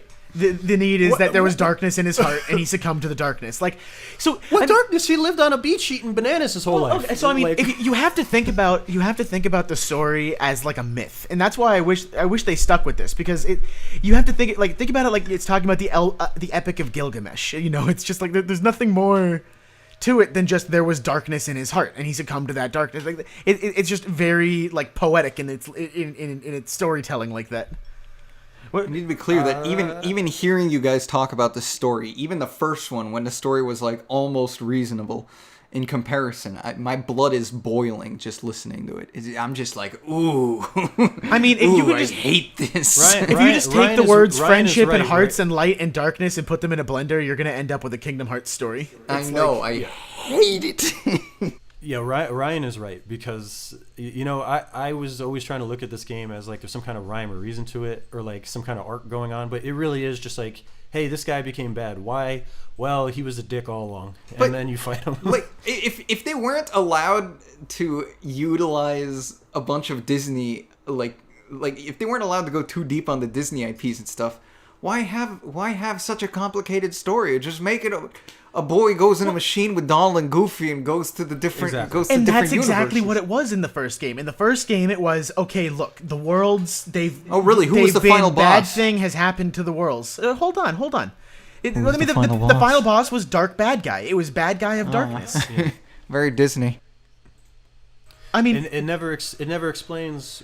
Like, because is Disney, the darkness just you just can't an have the elemental ultimate force bad guy in the be universe? a Disney guy. And if Why you not? want to go there, by the way, it was Make it Maleficent. Yeah, well, she was like the second to final boss. So Yeah, like, make her a final whatever. boss instead. Easy. Well, I mean, Well, they got it. The has to- bad guy is the Sora darkness. needs It's to have his own arc, and so he heartless. needs to have his own separate bad guy. But look, so the point is let me finish my thought, you interrupter. In the first game, the story is just, look, a bad thing has happened to all the worlds. The darkness, it has come. You are a good boy. You must seal the darkness. And that's the story. It's like, oh no, but your friend is darkness. You have to save him. Oh, dude. And then you do, if and he it says, was- thank if- you, Sora. I'm not darkness anymore. Dude, if And, it like- was concise like that would be fine. But it is 50 hours of incoherent rambling about hearts and darkness and opening the hearts first- and closing Look, hearts. in the and- first and- game, it's And not for the like first that. several games, you couldn't skip the cutscenes definitely too. But in the like that. second game, I mean, not even in the. I'm just saying later on when they start saying like, oh, but then when Sora became a Heartless for a brief moment in the first game, he actually left a body behind, and it was called a nobody, a body yes, without a heart. exactly. And Right. when a then body you- is then you- destroyed then you without a play heart as and without a body, nobody. it becomes an unversed, pure emotion. Ryan. I won't. Ryan. When When the was, plot to uh, Bleach makes your game look simple, or it's like what I the genuinely don't know the answer, but when was Organization 13 introduced? It was introduced 2. in Chain of Memories. fuck? Oh, and the See, the that's at the PSP very game or least whatever? when the story started getting very stupid. I'm not saying stupid because stupid was the first one. I'm talking very stupid. Now, I didn't play any of the portable versions, so imagine my surprise when I go from Kingdom Hearts 1 to Kingdom Hearts 2, and there's an entire Team Rocket that I didn't fucking know about, who are obsessed with popsicles for some reason, and it just assumes that I'm gonna fucking get in line with all this. I would actually argue that the Organization 13 stuff could have worked, and it would have been really cool. And it obviously, like, they're like designing a team of characters to be like, oh, this is the set of 13 bosses and bad guys, like a rogues gallery or whatever, and they all have different themed powers. Why I can't think any it of worked them- really well, and a lot of them were really memorable designs, and that's why like they stuck around Why so can't well. any of them at least like be like cartoon animals or something? I don't understand. Oh, Why- that would actually be really funny if just because that but- makes no well, sense. Why is it- no, why is it because always it's like Disney Guardians of the characters? Galaxy where they're all from different worlds and universes, Yeah. and so Well, one of them yeah, is just like why a is duck. it always like Donald Disney Duck. characters plus anime people? Like it's so Because weird. because they're from the anime universe, George. So they're all I don't give anime. a- No, I don't I never give a thought damn about that, about but the anime I agree with universe. George that if one of them was just like a little cat man or something, that would be really cool. Exactly. Just spice Yeah, it up old a little man. bit, but better off just Pearl don't even Mage. include them. Just But specifically as far as the story is concerned, again, I've probably played through it all the most recently. I played through 1 and 2 and Chain of Memories and Birth by Sleep, all of them. Because I wanted to play through Kingdom Hearts 3. I was that excited for it, and then it came out and it was really bad. I didn't even bother playing it. But it's like the true gamer experience. It came out and it was bad. I didn't even play it. Right? But I'm not gonna pay $60 for a game. I was that- excited for it. It came out and I hated it, and I didn't even play a second of it. Look, I'm saying But I'm the just sequel's saying if coming my out, man, and that one looks awesome. I'm just saying if my man Dunkleton's Delight tells me it's that bad, I got to take his word for it. That's all I'm saying. Yeah, of course. So having played through them all recently, like specifically the story of Chain of Memories is Sora forgot everything. Oh man, How convenient. It's because he because they know we forgot everything. So well, it's not that he forgot everything; it's that he's forgetting everything because he has to go through this giant tower, and the tower is like Fort Oblivion or something. And in order to progress through the tower, the deeper you go, the more you forget. Oh, you have to sacrifice your memories. Yeah, dude. Jesus Christ. I actually thought it was a pretty cool story, and then he ends up having to go into a cocoon and stay in the cocoon, and then Roxas is actually a data core for his memories, which is why he has to like sit there for a little while and then reunite with. Look, it's very dumb after that. Mike, I think that was like the most genuinely disgusted I've ever heard you. It's just Jesus Christ. But look, the point is just like having an organization of guys, and it's just like these are the bad guys that all work together because they don't have hearts and they want to have hearts because they want to be real like Pinocchio. Like, that's fine. As a general story, that's fine, and I think it could have worked well if they didn't make it much beyond that. Hey, Ryan. But they did. Hey, Ryan. Hey, what do you want? Why wasn't Mickey the protagonist? Right? They didn't have the rights. I guarantee it's because they weren't allowed to. Because why wasn't Sid from Toy Story like a giant one of those evil guys? Because the toys are the same size as them, which means Sid must be like a colossus. I mean, even just like Donald and Goofy can only ever be like perfectly good, and every time Mickey appears, he can only ever be perfectly good. And I think that they want. I think it's just they wanted to operate outside of the limits. In Kingdom Hearts 1, because Mickey was such a shadowy figure, I always assumed that Mickey was the bad guy, and I thought that was awesome. But then immediately they're like, nah, Mickey was just on a secret mission the whole time, guys. Here he is. I mean, okay, like if we're going to go down that right, how come they don't have a world where you go to Quasimodo World and Frollo sees Sora and is so captured by lust that he wants to have him in his life? He sings Hellfire, and then Frollo's the final boss. You got to fight him off. So I did. And if you lose, there's just like a horrible fucking like. It just fades to black, and you hear Sora scream. That would be the lose sequence. I did look it up. I did look it up, and they did not. In fact, Disney specifically said you can only use Mickey for one scene in the first game. Yeah, there you go. And I'm just sitting here like. Why? Why would you keep your mascot from appearing in a Disney crossover game? I would actually argue that it was genius because by doing it, it made it so that he felt like a really magical, important character. Like, oh, there he is, the real Mickey. Like, I don't even like Mickey Mouse, and it still felt like, oh man, there he is. There's the boy. Yeah, I thought Mickey was like the ultimate bad guy the whole time, honestly. For me, if they gave me one scene with Mickey, it would have been like Mufasa was betrayed, and then like it would have been like the animated cutscene of Mickey like cutting his throat at the top of Pride Rock. And I mean, for the rest an era of 1,000 years of darkness swept the land. Literally in the first game, Mike, before they introduced Organization 13, what you're talking about is what they did, and they didn't like how like limited it was. But originally, it was all the villains from all the worlds. So it was like the Red Queen, Maleficent. I can't remember. I think Jafar. Stinky Pete. No, not. No, Pete didn't come till later. Pete is in most of them. He wasn't. I've been looking for a chance to fuck over that little runt. That's pretty good. I'm gonna fuck him in his tight little boy pussy. Anyway, all the Jesus. All of the. Is that what Stinky Pete really is a stinker? All of the Disney villains were working together to get all of the Disney princesses plus Kyrie because they were the princesses that were pure of heart. And it was literally directly tied to all the Disney characters. And so you're talking out your ass, buddy. What? When you say that it's not tied to the story, all the worlds and like the characters, literally that's how they did it. Or like George, when you're saying that like the main villains aren't Disney villains, they are. Huh? Yeah, not the final first boss. Game. Not literally the final boss, and like, yeah, one of the princesses is Kyrie now, and oh yeah, the protagonist is Sora. Like, I'm sorry that the most important characters are new. So the protagonist shouldn't even be Sora. So the game is divided, or the plot, I should say, is divided into like the Captain N and the Game Masters, where each world's bad guy just all work together in this stupid council, and they're all idiots. And then there's also this like deep philosophical fucking discussion about hearts and pureness and darkness and how we can open each other's doors. And like the game just goes off the rails sometimes just to go into B plot. And that's my main complaint with Kingdom Hearts, is that if it just needs to be one or the fucking other, but both is just too much. I'm sort of just irked in general by like when you have a crossover and they don't utilize the characters within the crossover for the coolest parts. I feel the same way, and I mean, it might be somewhat controversial to say this, and if anything, Ryan, you'll probably disagree with me.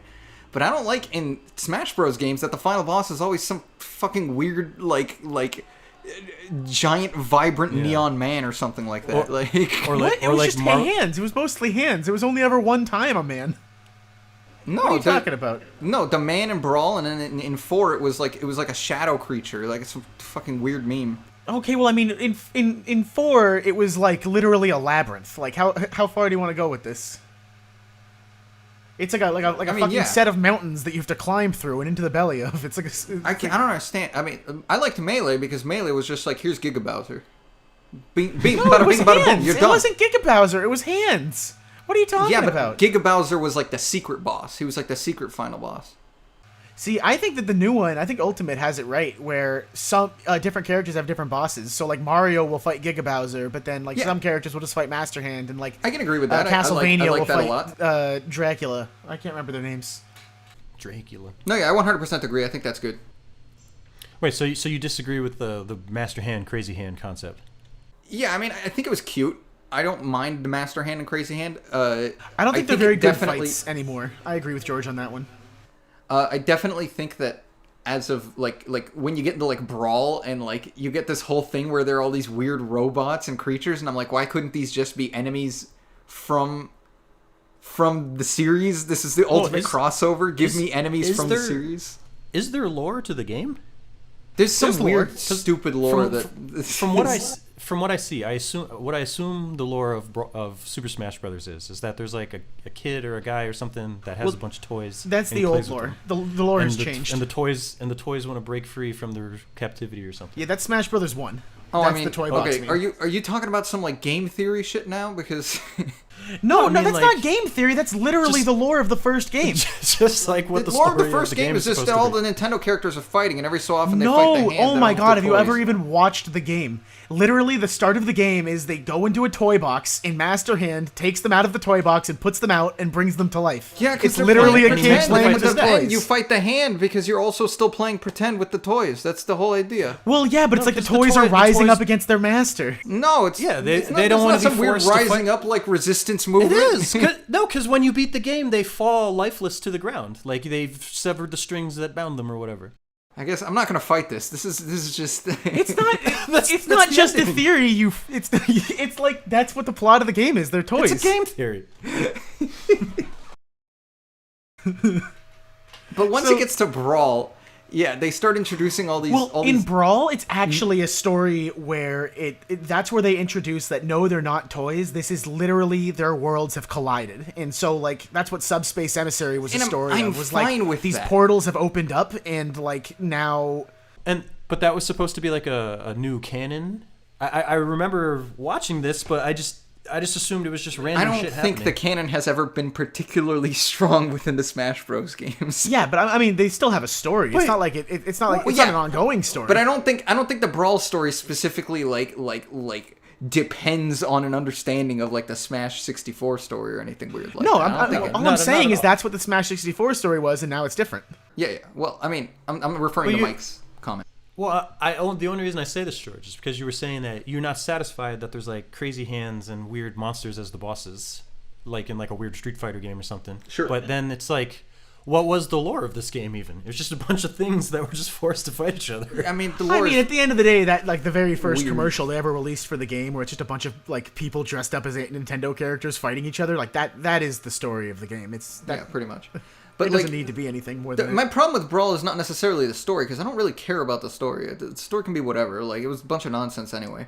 But my problem is that, like, you go and you fight these, like, weird duck-looking robots, and this one with the big pants that drops candy everywhere and stuff like that. And some of them are kind of cute. I like the designs and all, but it's like, why not just make models for everyone's favorite Nintendo characters so that we can fight them? They have this like weird fucking rhino boss that like has like a two-sided rhino axe motorcycle thing, and I'm just like, what the fuck is this? Just put in another boss. Just put in someone from a Nintendo game. I mean, they had a few that were Nintendo bosses that you could fight, but like they did, and they were the best ones. So you just want like every monster boss, everything possible in the game to be a reference. I mean, the to point a of the video game is and supposed to like be all unique Nintendo asset. stuff. Yeah, they shouldn't have new things that are unique to Smash. I agree For with me, on that. for me, a crossover should not be the time where you make new characters. That doesn't make sense to me. It should be the time where you bring back all the old characters. If they added a new story mode in Smash Ultimate 2 Electric Boogaloo, if they added a really good story mode, and the way the story mode worked, instead of playing as Kirby, they literally made like a new character that their first appearance was in Smash, and it's like just so that they could have full control over how they want to design a moveset, and it's just like a really assuming that they used the freedom to make something good, I'd be really happy with that. I would be No, I know what you mean. I would be not only okay with that, I would be thrilled with that on one condition. And that's that character introduction is actually like the debut of a new Nintendo character who's going to have their own series. But how do you do that? You No. That's stupid, because the new series that they have is Smash Brothers. That's their game. No, I don't like it then. No, I see what Ryan's saying. It's kind of like how when they did Batman the Animated Series, using all the pieces of Batman, they were able to rewrite the characters' backstories and make new ones like Harley Quinn and stuff. That they could control the destiny of this character in the confines of the license that they have. So, I mean, it's hard to think of a good example. The first one I can think of, honestly, is Heroes of the Storm. I don't think you guys ever played that one, but Heroes of the Storm is... Didn't we all play Heroes of the Storm? Oh, yeah, look at that. You guys did. Yeah, wow. Well, in Heroes of the Storm, they eventually decided to add a character. I think her name was Ophelia. It was like the last character that they added before the game died. It died for other reasons, not because of her. Because it wasn't good. She ended up being really interesting, because even though they had other Blizzard characters that they could have put in, because they were able to make a character that, could have had any moves they wanted, it, was a lot less stale than some of the recent characters had been. Yeah, I think the problem isn't that they're making new characters, but they just have no personality. Like it's just I would love to hand see, or like a weird duck-looking thing, like you said. All I'm trying to say is that if they made a new character for Smash Brothers, to me that would be a Nintendo character, and I would want to see it in some other Nintendo game. I just want to see, but it wouldn't make sense because wouldn't make money off of that character continuously if people like the whole point of the character is to have a character that's designed moveset first. There isn't a single character in Smash Brothers that's designed moveset first. And I understand that, and I don't I just want to see. I would just love to see a character debuted in Smash Brothers. I think that could be really cool. I just want to see Monster Hunter in Smash Brothers. Why, Sakurai? Why isn't Hunter a playable character in Smash Brothers? Why isn't Byleth's moveset, which is based around using lots of different weapons, why isn't it Hunter? Who uses lots of different weapons? Because they needed a really surprising character, Ryan. You know who doesn't change weapons ever? It's Byleth, because she has skills that force her to use the same weapon over and over. You know who changes weapons freely? Hunter from Monster Hunter. Why do you make me cry, Sakurai? How do they pick who goes in the game? I think Nintendo's picking the DLC characters. And they pick based on who they think will make people buy DLC packs. That's all it is. I think there's multiple reasons. I think it's also just if they're making deals with the companies or something like that, or if they're trying to promote a certain game or something. Because they'll put in dude like Joker from Persona 5, which to me is like I guess that's a good game, but it's not like all these people know about Persona. I mean, yeah, it's not even on a Nintendo system. It's really weird to me. Dude, Terry Bogard. Nobody was excited about. Show me one person who's excited about Terry Bogard, and I'll show you a liar and a contrarian. But at least when you say Terry Bogard, I'm like, oh, I know that name. That's a classic video game character. It's not just like some guy who came out last year. Yeah, sure, you know that guy. He's a classic video game character, but like it's not like just because you're like, oh yeah, Snowman from Clay Fighter. It doesn't make it just because you know who it is doesn't make it a good choice. Well, but Snowman is just like a side character in like a offshoot game. But Terry's been in a bunch of shit. Like he's been main character once or twice. I was excited for Terry Bogard until you guys told me that until you guys brought me to the attention that he wasn't even the main character of Final Fight, and I'm just like, oh, I don't care about this guy anymore. Until we mentioned Snowman, we were like, shit, why isn't Snowman in the game? Who? Huh? Snowman from Clay Fighter. Get him, little buddy. That guy. Why isn't Boogerman in Smash? Bad Mr. Frosty or whatever. Yeah, Bad Mr. Frosty. Good job for remembering.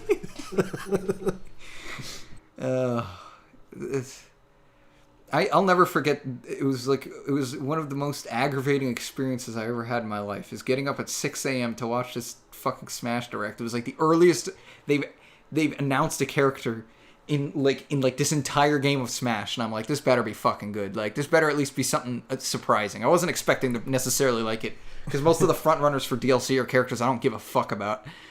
But I'm sitting there and I'm watching, and he's like, I don't think anyone was predicting this character. I think this is like going to be the biggest surprise in the world. Like, he was like saying we have been trying so hard to keep this under wraps because it's a big one, boys. And I'm like, oh, holy shit! Like, I wonder who it could possibly be. Like, if it's not one of like the main one of the main guys that everyone's been predicting, like, it's got to be someone completely different. And he's sitting, Waluigi. and it's Byleth, and I'm just like, Sakura, are you fucking kidding me? Are you fucking kidding me? This is like the most predicted character. This is the one. Sakurai, this was literally on my bingo sheet from before the game came out. Exactly. Ryan predicted him before the game. Like, to come out and be like, this is going to be a big surprise, and then they put in a fucking Fire Emblem swordsman. I'm like, no, he's not a swordsman. He has a bow and arrow. Who gives a fuck? It's a Fire Emblem swordsman. Yeah, there's way too many of those already. Like, by the way, speaking of DLC bingos, now that they've announced an ARMS character, George, if they announce Decidui for the game, I will have a bingo. So bite me, buddy. yeah, you're getting there. I think, yeah, Brad was close. He had to get some, like the fucking Game Boy from Captain N or something, and then he'd win. No, dude, I've got a few in there. I got Banjo, I got Simon Belmont, I got Dark Samus, I got Springman.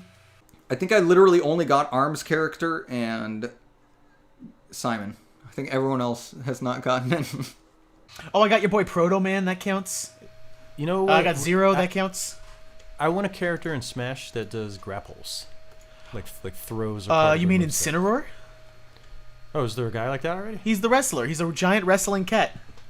Did I never play this game? What? I didn't know there was a giant. I didn't know there was a giant wrestling cat. He's like the main character of the game. They like created him just for Smash Brothers. He's the main character.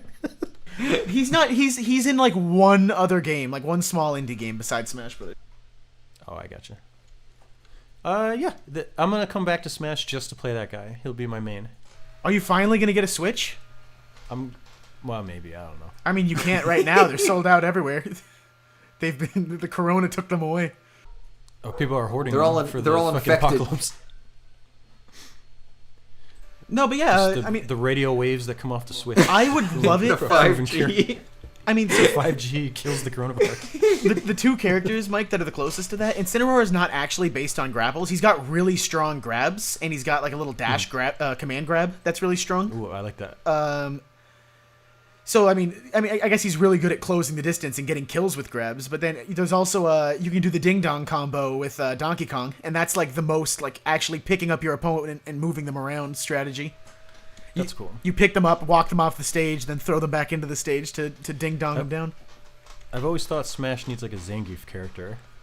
Yeah, like, dude. From far away, like they're not too much of a threat, but if they get near you, they just like fuck you up. That's Incineroar, pretty much. That would be the closest.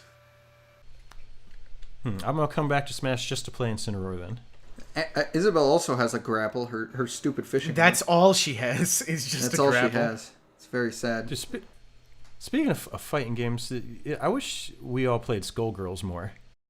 I will destroy you as Sarabella. I want you to destroy me in Skullgirls. Skullgirls is a lot of fun. Yeah. I was actually going to order a keychain of the little fish girl. I found it online.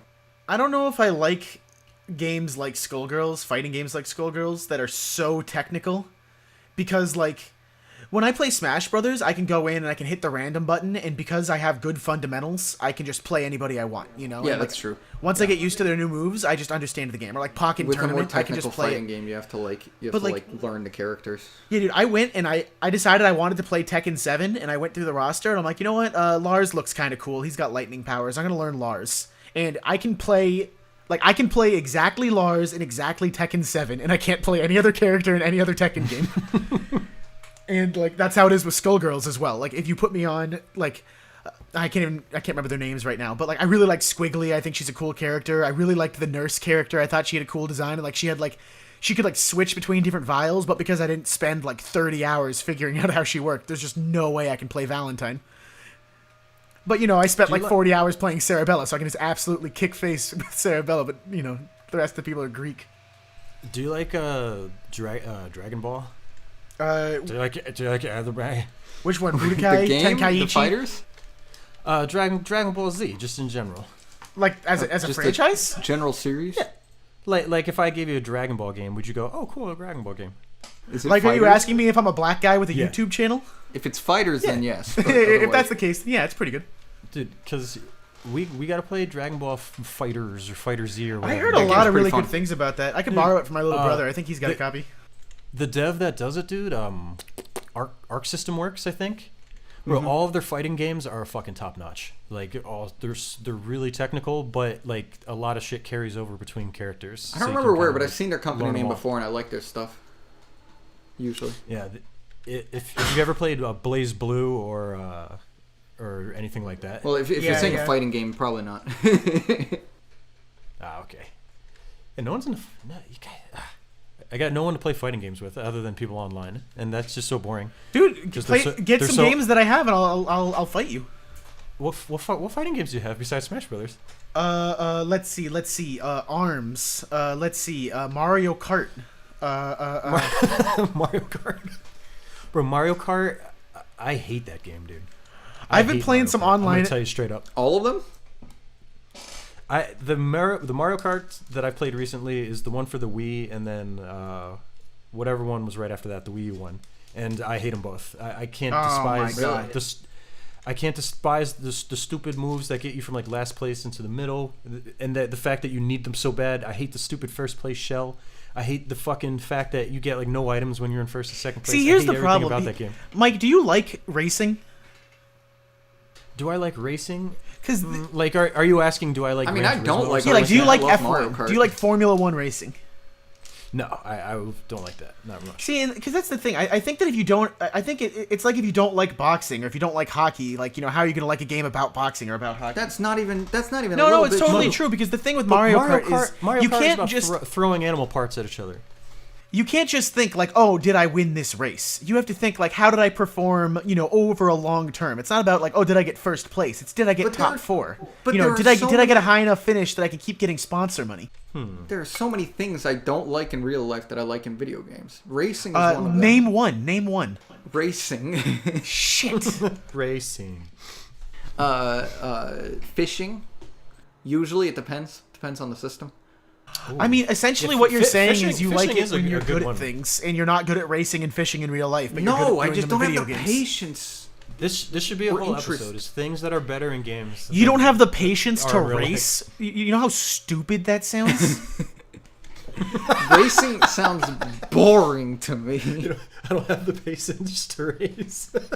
Boring and needlessly dangerous. What? No, I mean the point is in Mario Kart. Like, my joke aside, the way that you play that game, like especially online, without getting frustrated, is you have to not consider winning like in first place to be the only win. You have to like consider getting like top 3 or top 4 to be a win, because it's Well, just then the impossible to question consistently is- win every race when you're just going to get absolutely ruined by some random thing every once in a while. Well, the question is, so do you just sit in 5th place for like 3/4 of the race and then try No. at the end? Like, what is the strategy of this fucking game? To race as hard as you can.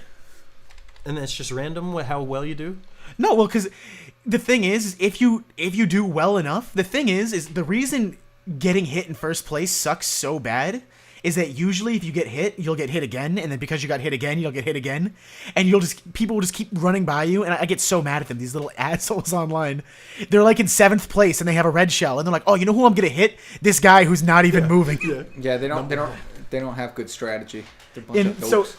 you'll go from like 1st or 2nd place to just like 11th over the course of just getting just like bashed over and There's over probably again. so much I could But say about The thing Mario is that Kart. if you're in first place, like everybody in the race is dealing with that. Everybody in the race is getting random shit thrown at them constantly, and so Yeah. if you can get far enough ahead in first place that only 2nd place is able to fire red shells at you, and you're able to keep things behind you to block those, and you're able to get enough of a lead that even if you get hit by a blue shell, you can win anyway. Like you essentially have to just win so hard that nothing can stop you. That's how you win at Mario Kart. Yeah, basically you have to be. a And king. typically in I every can't stand race, it. you'll have The- like 3 or 4 people in the race, like in a lobby, that are all good enough to be that person. And it's just which of them is able to fight their way to the front and get that early lead, and then like that they're able to maintain it. Well, even the that, way yeah, you feel, the maintaining way it you can feel be very about difficult. Dark Souls is the way I feel about Mario Kart, where it's just like all You of these love things it? that no, the way Ryan feels about Dark Souls is the way I feel about Mario Oh, Kart. okay. Yeah. Where there are probably reasonable explanations and things where if you sit down and are patient with this, that will work out. But to me, it's just like, what? Like I hate this. Why would I ever fucking engage with this to the point where I'm good at it? Well, I mean, I do think that that's a reasonable comparison, because they are both games where you can just do absolutely everything right, and through no fault of your own, the game will just be like, fuck you. Yeah, just like you're done. And like you'll see it because like if you're playing and like you're actually paying attention, you'll see the blue shell the second it appears on the map, and you'll start doing the math, and you'll look at the finish line, you'll look at where you are, and you'll just start, no, please, not like this, let me win, please. And it's just gunning you down, and you know there's nothing you can do to stop it, and fucking 2 inches from the finish line, it destroys your life. I think that once you pass the third lap, you shouldn't be able to get a blue shell anymore. I think that should just be a rule. I think that I really wish that there was ways. I don't know if you've ever seen it, but there's like this GIF from like Mario Kart 7 or something, or from like the DS. Oh no! You're talking about Mario Kart Wii, and that one had a lot of problems. Well, do you know what I'm going to say? The The one where you Daisy were able one. to drift out of the way of a blue shell if you went fast enough. Oh, okay. I thought you were talking about the Daisy one where she got barraged by a bunch of things and knocked off the bridge like 6 times and gets from first to last or something. Well, no, I mean that just happens. and I have a that- few videos on my Switch like that. Like that just happens. And that's the main thing Mario Kart needs is like moves that are extremely hard to pull off. Like even if you've done them like 10 times before, that can negate some of like the more powerful friggin' items that will just screw you over. And yeah, I think even the newest one still has a lot of that stuff. I think you can still mushroom out of a blue shell. You might still be able to drop a shell to destroy a blue shell. I don't think you can do that. I mean, if you can, I'm just not good enough. That. But right now, my main strategies and like the things that I'll do to negate a blue shell is I'll try to find like a boost pad, and like if I'm close enough to one around the time the blue shell's showing up, I'll die on top of it, so it just instantly puts me back to top speed. Another way is to jump off a cliff just before it hits you, or find a banana and hit the banana just before it hits you, because both of those have a lower recovery time than getting hit by the shell. And if you hit them just as the blue shell hits you, you don't take that damage. Yeah, but like I wish they have the little the party box or whatever, the siren box, but like that's just pure luck whether you get it. Yeah. I want to see things, and like the same thing. I think you shouldn't be able just to hold an item behind yourself as a shield. I think blocking an item that's behind you, you should have to like throw your shell at it to block it somehow. Yeah, I can understand that. So having more things that hit you throw it from like backwards, in or- front, that like you could see them coming instead of just hitting you from behind where they felt random, having a way where they would hit you in front and you could like throw things at them to get them out of the way instead, that'd be awesome to me. Honestly, I don't even think they would need to restrict you holding stuff behind you. They would just need to make it so that having an individual shell is similar to having like 3 shells where it just rotates around you. There's a chance that something that hits you it'll just block it, but I think it'd be more useful in general that way too, because it sucks having one shell when you're in like 6th. All you're doing is holding it behind you and then eventually throwing it, I think having it always rotate around you, and then the bananas could be the thing you can hold behind you, and I think that'd be fine. What if they switched it up a little bit where there's like different parts of your cart? Like there's like the wheels and the engine. They have that. You could get. They have the I wheels. think- They have the wheels, the body, and then the Well, glider. I think he means like during the race. During the race. Do you? What do you mean? I mean like the game acknowledges that you have wheels with their own like damage and like your engine with its own damage, and getting hit in certain spots will like do something to your car. I think that's way too advanced for I think- Mario Kart. I just think Too that's much? a completely different game. Dude, oh my god. I want it to be a completely different game. Can I just vent a complaint really quick? This is just, now that we're talking about it so much, I just have to do this. This is a PSA brought to you by Ryan. If you play Mario Kart and you do not know how to drift in Mario Kart, do not say you are good at Mario Kart. That's it. That's the end of my PSA. Don't be like, oh man, I'm so good at Mario Kart, I'll totally kick your ass. Because all you're going to do is disappoint me. I'm going to go over and I'm going to try to play Mario Kart with you, and it's just going to make me sad when I see how bad you are. Dude, I mean, there are people who are like, I'm amazing at Mario Kart. And I'm like, okay, what do you want to play, 150cc, 200cc? And they're like, oh, I can't do 200cc. That's impossible. Well, I mean, I can understand that 200cc is kind of fast. Like, whatever, I'm fine with that. But, like... It's the same game, but you break. That's all it is.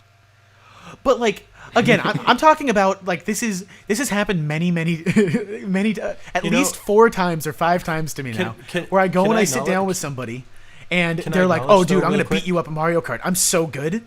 And then we sit down, and I end up literally opening up, like, Baby Park. And I'm like, all right, so when you come into a turn, press R and then press right, and you'll start drifting. And they can't do it. And I don't understand. Oh, man. It's just frustrating. What were you saying, Mike?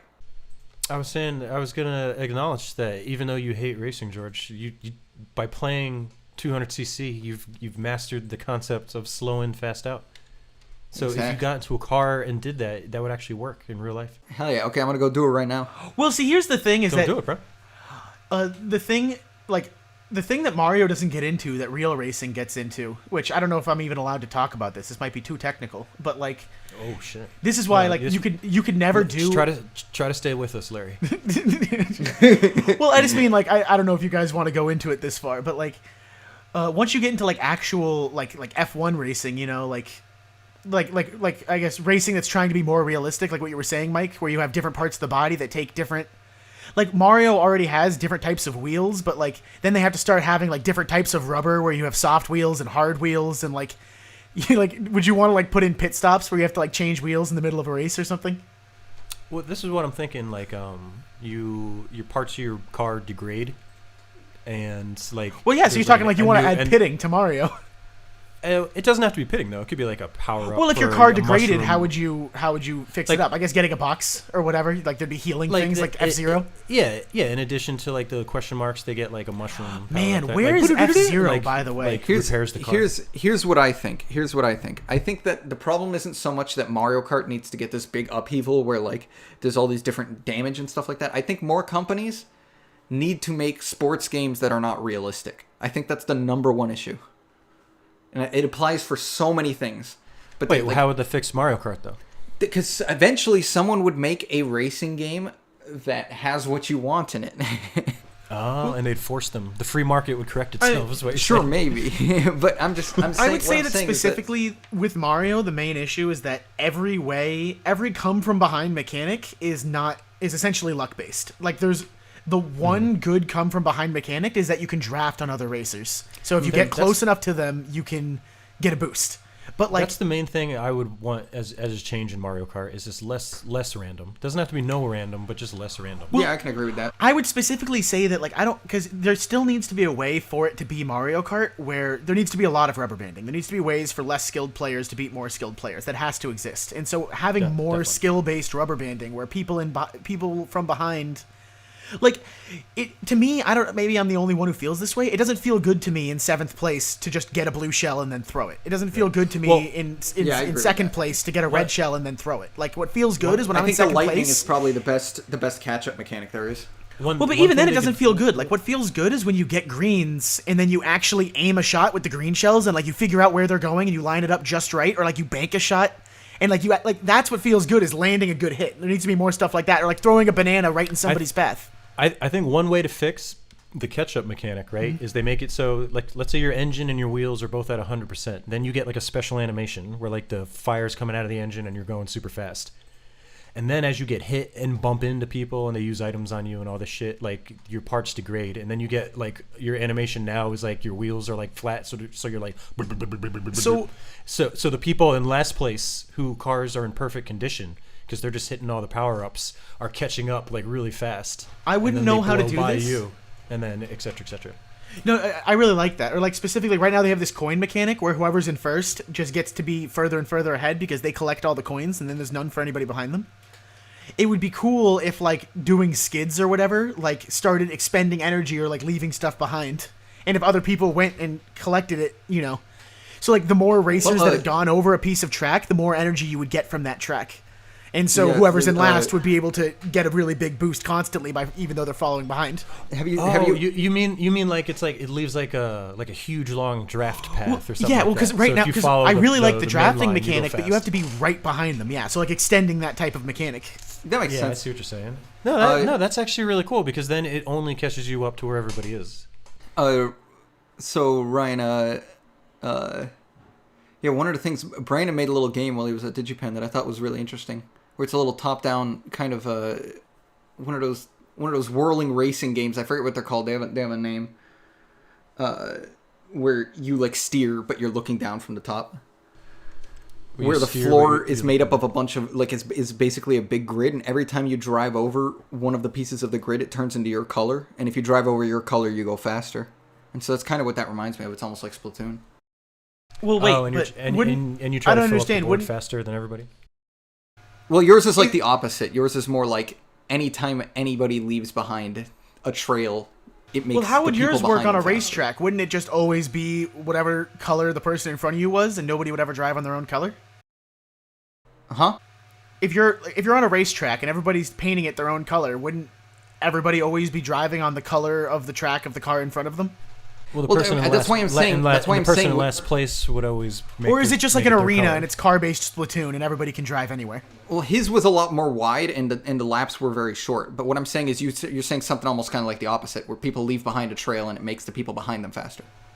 Well, and yeah, that would be really cool as well, because it would almost be a training tool where you could see where more people are taking the path, and you could see like, oh, the guy in first keeps taking this corner really wide. Oh, he's taking this one really tight. Yeah, that'd be a very good idea. I agree.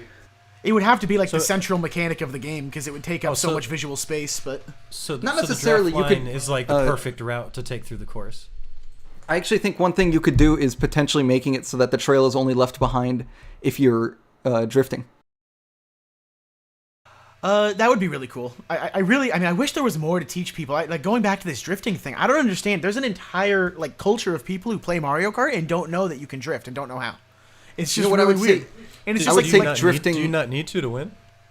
No, you absolutely need to win. Not against the computers. Not at like 50 or 100 cc maybe, but like to play. I mean, like it's not even like playing a fighting game without blocking. It's like playing a fighting game without blocking or dodging or jumping. Yeah. It's like because the drifting makes your tires a different color and then you go faster or something. Right? Yeah.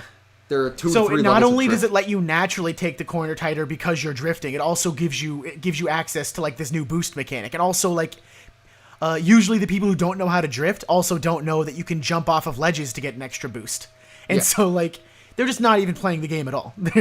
Oh yeah, and if you do a trick in the air. Yeah, they don't know how to do tricks usually. So what I would it's all coming back to me. What I would actually say is going back to this mechanic, because I like the idea of this mechanic, is when you drift, but also anytime you're boosting, it would leave a little almost like fire trail or something like that. And then if someone runs over the fire trail, does it consume it, or do they? It makes them faster. Maybe the fire trail just sticks for like 5 or 10 seconds or something like that. Because I don't think it consumes. I don't think it should be permanent, but having it be although literally, so I don't know if you guys can tell, I've been watching a lot of F1 racing recently. I've been getting really into it. I don't like where this is going.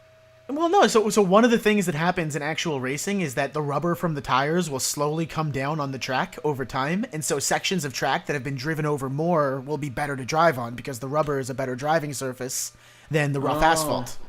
And that's really interesting. So it would actually fire, but it leaves a little bit of rubber as well. It literally makes boost pads. And if you think about it, it would be a really fun mechanic because the first lap would be the slowest while you're getting to know the track, but then the third lap, not only would you be able to see the fastest routes, but your car would literally go faster, and the route, like the track wouldn't race the same every time. You'd be going a little faster. The race is slowly ramping up over the course of the lap. And then a course like Baby Park might actually be fun because you'd be going over the same piece of track 7 times. Yeah. And then the vehicles should be something that like has to like pick up momentum over time. You know what I mean? Mm-hmm. Yeah, definitely. Well, maybe they bring back the speed gauge. They used to have a miles per hour gauge in the old games, and they got rid of it. So maybe they bring back miles per hour. Well, they can make it so you drive like a fucking steam train or some shit. I'm curious. Well, I mean they have that. You drive all kinds of cars in the new game. I like to drive the kitty cat car. I want to go back and I want to go back in time briefly, because which of you motherfuckers? Which of you motherfuckers was the one that started talking about Mario Kart? It was probably Mike. Yeah, I was just saying how much I hate it. Or no. All I said was I as a joke, I called Mario Kart a fighting game. That's how it started. Oh yeah. Ryan, it was is like how it started. imagine my thoughts. I'm looking at the timer and it's like 1 hour 50 minutes. I'm like, oh, we're gonna have to wrap up soon. And then some stupid motherfucker brings up Mario Kart. Aw, Like we're not gonna come be on. talking about that for the next 30 minutes. You know, I'm not really, you know. I'm just trying to have a fun chat with a couple of pals, you know. I didn't know that I was gonna get bullied into I submission. haven't over here. eaten all day. All right, well, I guess if that's the case, sorry, Larry, you're gonna have to come back next time for our next topic, which will definitely be Breath of the Wild this time. Yeah, and actually we have a special guest next time. Oh wait, we got somebody. Who's it gonna be? I'm excited. I just got a call. Adam Sandler himself, baby. He's coming to the stream. Oh George. man, the man, George. the grown up himself, What is it, Mike? the cobbler. I don't know if the budget can handle Adam Sandler. He said If he'd it come was for like- free. He said If he it said was as long like as that- as long as he could do his his unique brand of humor on the stream. No, we can afford that weird guy, that weird looking guy that's in all his movies. We can't afford Adam Sandler though. Kevin James, Steve Buscemi. Listen, we'll be in debt Can for we a afford while. Steve Buscemi? We'll be in debt for a while, but Adam Sandler's coming. It's a sure thing. I mean, it'll be a slam dunk if he can come. Yeah, he'll if he can come. It's a sure thing, Mike. He's coming for sure. I mean, George just got the text. He's coming. He's going to talk about I his just brand got the new text. game about the Ridiculous Six, based on the Ridiculous Six. yeah. We got to milk it for all it's worth then, because the budget can't recover from this. So we need a Let's Play with Adam Sandler. Yeah, of course. Oh, look at me! I'm pissing the all that. I want all the voices. Yeah. Tune in next week where the cast of Pillars of Salt does a hot pepper tasting with Adam Sandler. It'll be really great, Featuring you guys. Adam Sandler 100%. It's Guaranteed. all paid up. Look at our balance is $5.23, George. He's talking about his new movie Big Daddy. I'm looking right now, and George is holding up the contract that has been signed. It says Adam Sandler on the contract. It says it in typed text, Oh, wow. so that's probably binding. I don't We're think going to he's be gonna in get out of debt this to one. him. It'll be worth it. We're gonna have Adam Sandler on here. So that'll be wonderful. Please look forward to that, everybody. Yeah. He's on his new role, Jack and Jill 2. Jackie or Revenge Jillier. of Pussy Galore. This signature looks very much like a font choice. Well, you know how DocuSign works. It's a whole thing. Don't worry about that. Yeah, don't worry about it. We'll deal with it in post. All right. All right. Well, I'm excited. yeah. We'll see you later, And- friends. I'm excited too, and so should you be. Thank you very much. Have a great night, everybody. Oh, goodbye. Adam